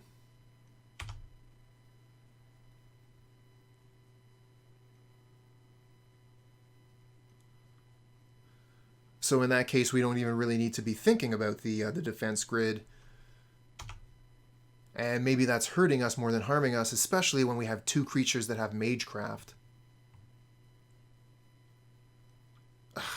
I really wanted to save this Mutagenic Growth to be able to give my creature double strike.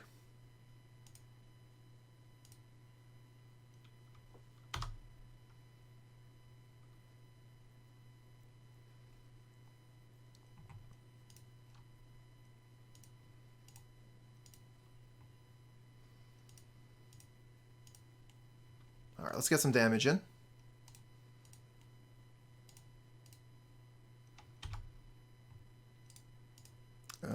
Okay, wait. We gotta go to combat before we can attack with our creatures. Ovs.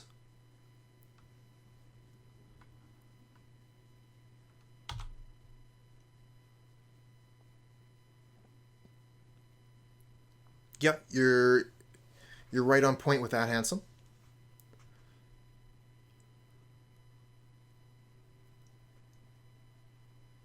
Wall of Blossoms. That's not going to be blocking anything. Ooh, but we get the Lightscribe. Alright, let's think about this for a second. So, we attack, they block.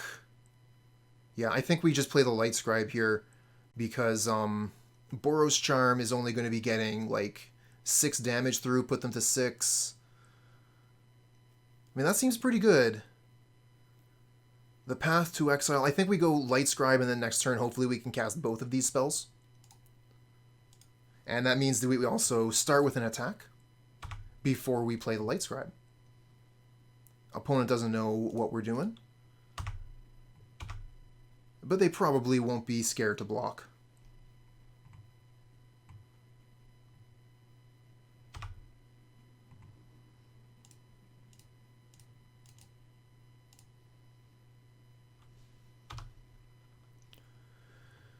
Okay.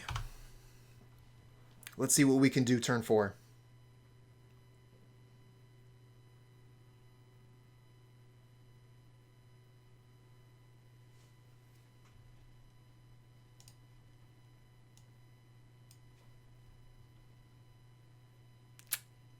That's a shame.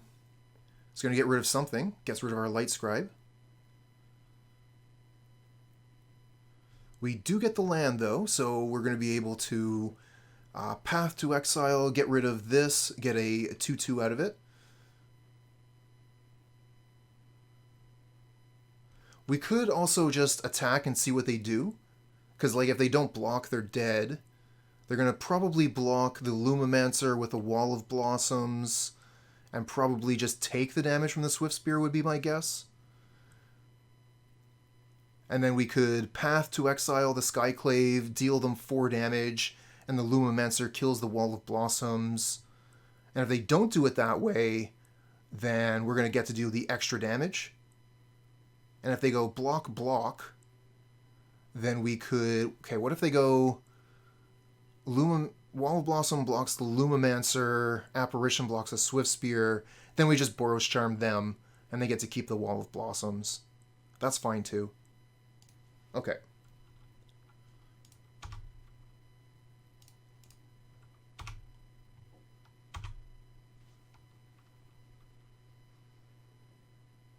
Okay, that's the block I thought they were going to make.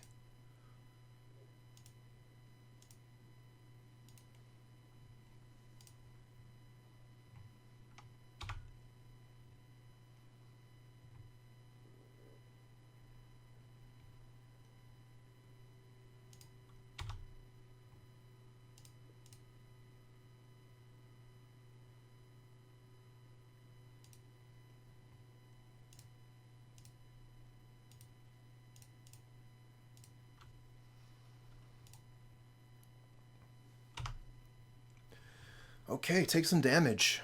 They're down to 4. They have no board, and we have no hand.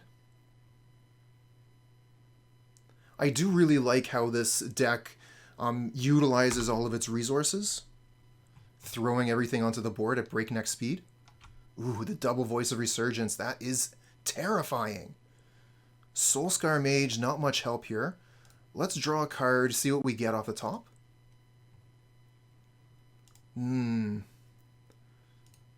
Not really liking what I got here. We're just going to have to pass the turn. I guess we could attack with the Illusion, get rid of one of their voices, but that gives them a token, which is actually quite good at blocking our dudes. So let's not give them the token, and we'll attack next turn or the turn after, depending when we actually draw a spell.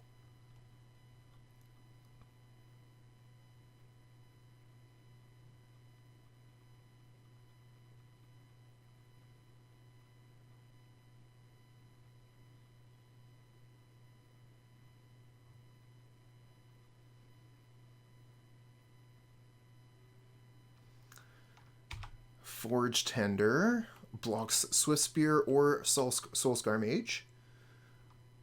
Ooh, they go down to 3 here with the Prismatic Vista. Eternal Witness, get back, probably Lightning Bolt. Yeah, and then use a Lightning Bolt to kill the Lumimancer.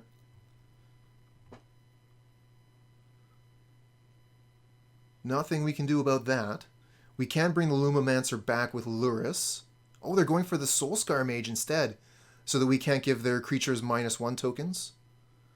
Figured for sure they would go for the Lumimancer there. Oh well.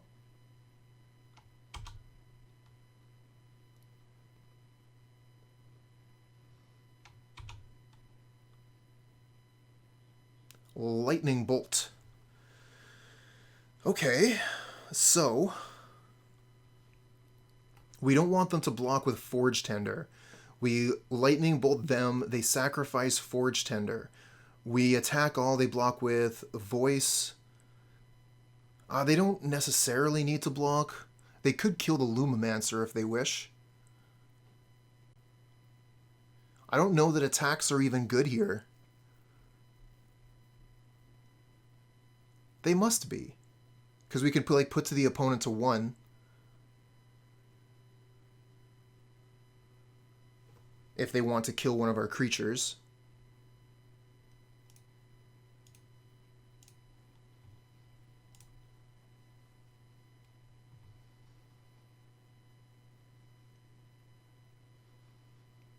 So yeah, the bolt to the face is pretty obvious here.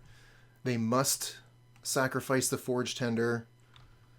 The thing is, the attack isn't super obvious. I think that we are supposed to do it. And we should probably draw a card in case we draw Mutagenic.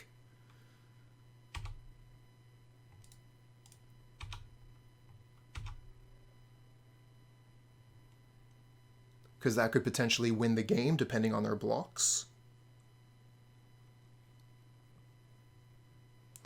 For example, they might double block one of our creatures and then leave the... oh, that's interesting. Would not have expected that. Okay. I guess that makes sense. Let's see if we can draw Mutagenic Growth. Lava Dart, not bad. They're at 1. We have Lava Dart, that's 2 spells. Unfortunately, we can't cast it right now. We have to wait. So they do have the opportunity to kill us with these elementals. 6, 7, 8.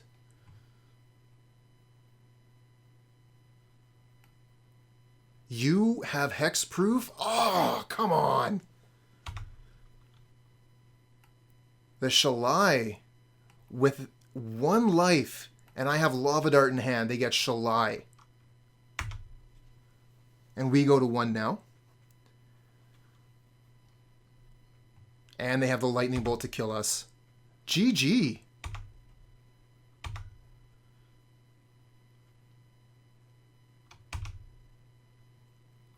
Okay. All right. This is definitely a keep. These are the hands that we're looking for. If this isn't a turn 3 win, I don't know what is. Of course, we need to keep all of our cards in order to do that. Our opponent probably isn't going to let us do that. They're going to want to interact in some way.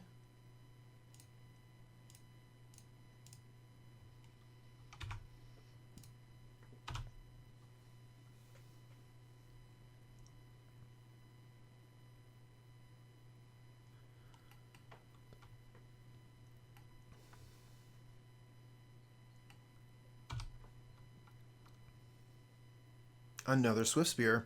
I want to play the Lightscribe this turn, so I'm just going to attack with Swiftspear first. Put Lightscribe out second main.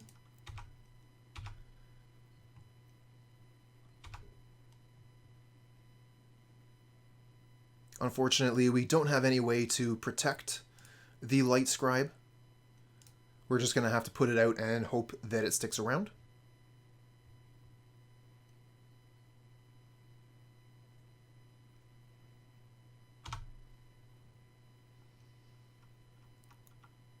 Opponent correcting that fetch land, getting that swamp, killing that Lightscribe so fast.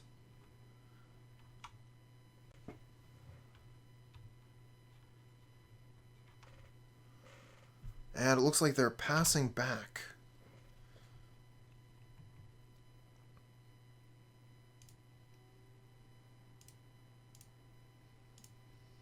All right, let's go for it.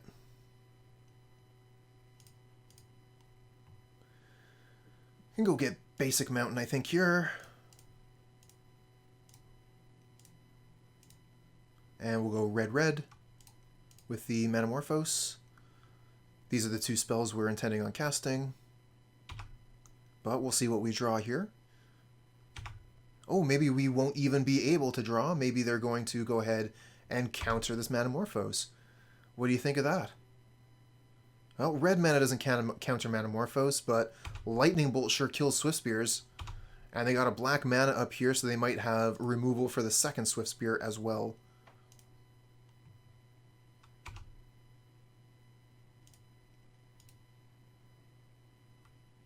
It looks like they're F6'd. So we're going to go in on the full damage here.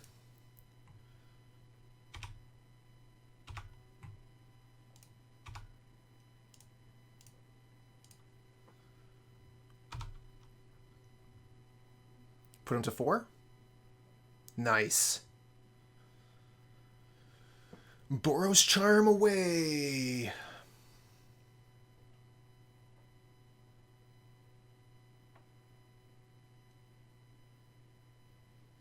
Scalding Tarn, that's what I like to see. A land that puts them to 3. No white mana, no Kaya's Guile incoming. Sprite Dragon, so this is the, what's name? Grixis Prowess? Grixis Sprite Dragon? I don't really know what exactly is going on. But I'm pretty sure they can't counter my spell with a swamp. Yeah, no kidding. So I think what I'm going to do, I'm going to attack with Swiftspear and see if they do anything.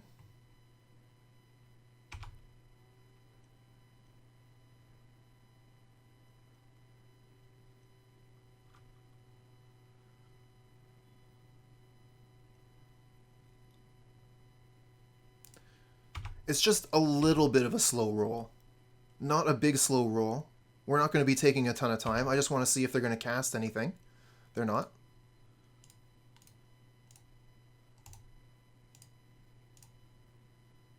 Yep, Force of Negation is absolutely something we're worried about that they could have. It would be a 2-for-1 in our favor, but looks like they didn't have it.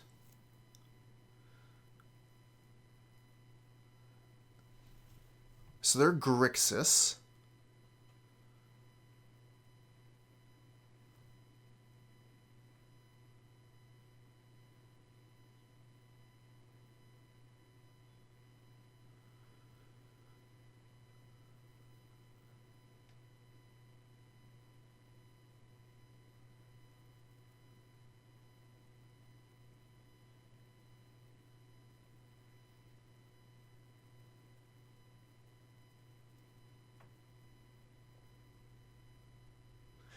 Yeah, that's true. They can't force the negation for free on their turn.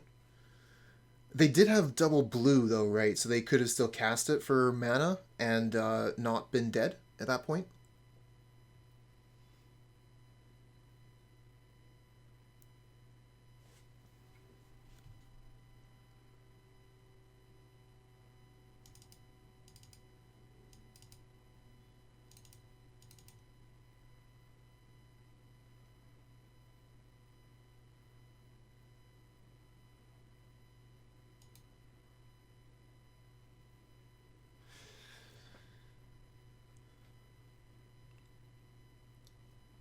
All right. Let's see if we can finish this league off and get half of our play points back. That'll be half price for the next league, where we'll try this deck again, but with Kiln Fiend in the place of the Lightscribe. We're on the draw. I don't hate this. I'm going to keep it and hope that we draw land. Hand is pretty bad if we don't draw land, but we're going to draw it. Right off the top, no problem, like we always had it. Ha ha ha ha ha! That's what I'm talking about. Like we always had it.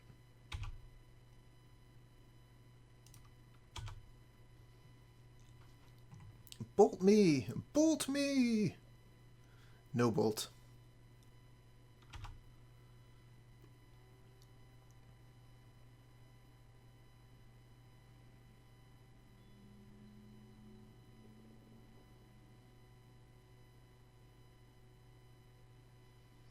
Okay, I guess I'll save my critter.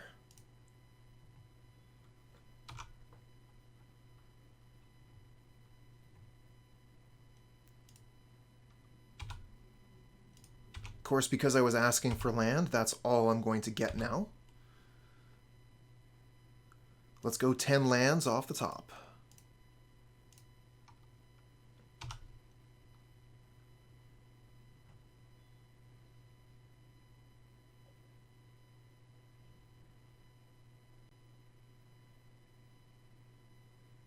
I dare you to wait till my turn to kill a creature. I'm going to Boros Charm my permanents to be indestructible. It'll be amazing.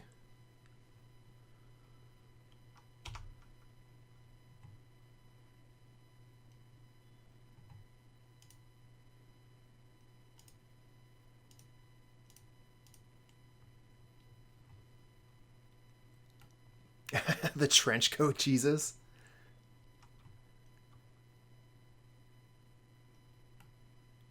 Can we call this one Cat Constantine? I think we got to call this one Cat Constantine.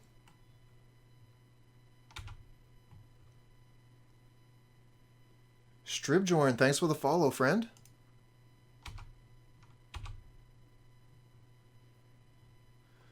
Huh, so they just passed through. Boros Charm would do a lot of damage.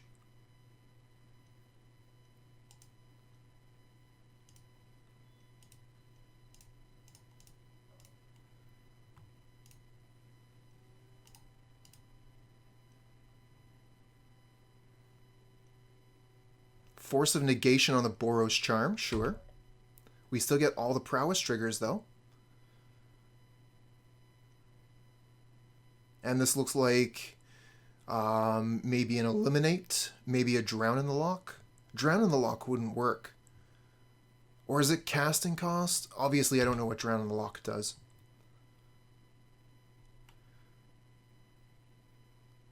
With mana value less than the number of cards, less than or equal to. Okay. So yeah, the mana value.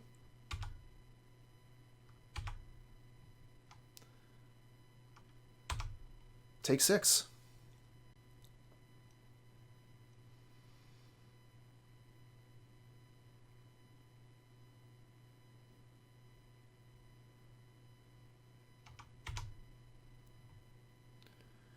Okay, opponent has a dragon. The Mutagenic Growth, though. That's pretty great. Yes. Only until end of turn. They're not +1/+1 tokens. It's like a Prowess for everyone.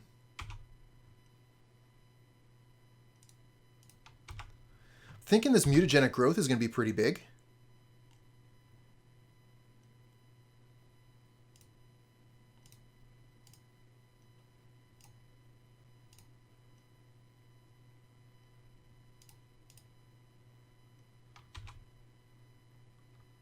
Not bad. Take 6.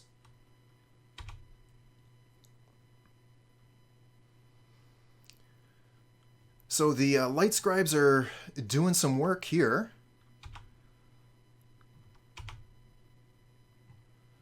Unfortunately, Defense Grid not activating the Lightscribes is a bit of a pain. But it does activate the Swiftspear, so we'll go ahead and cast it. And we are attacking for lethal, so they are forced to block.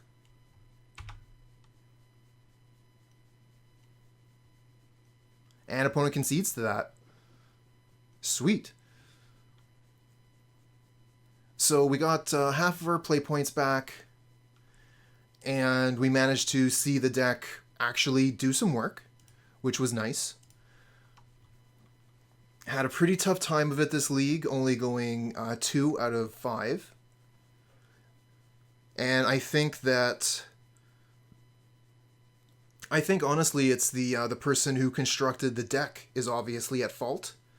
And maybe they need a little bit of practice on brewing. Fortunately, some helpful viewers have given some suggestions, and we're going to try to improve the deck and bring it back for one more league and see what we can do.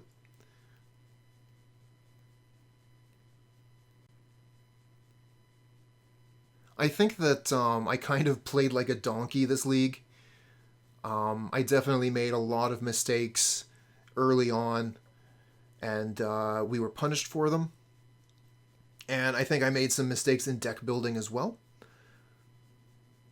But this is part of Magic. Part of the fun is constructing decks and then making them better. They're not, like a static thing. Once you've made a deck, it can't be changed. You're able to adjust it. So this iteration didn't do as well as we want. We learned a couple things. We learned that Lightscribe, Cat Constantine, not really the place. We're not too satisfied with this card in this deck. I think that a lot of other people will agree that Kiln Fiend is the better 2-drop for this slot.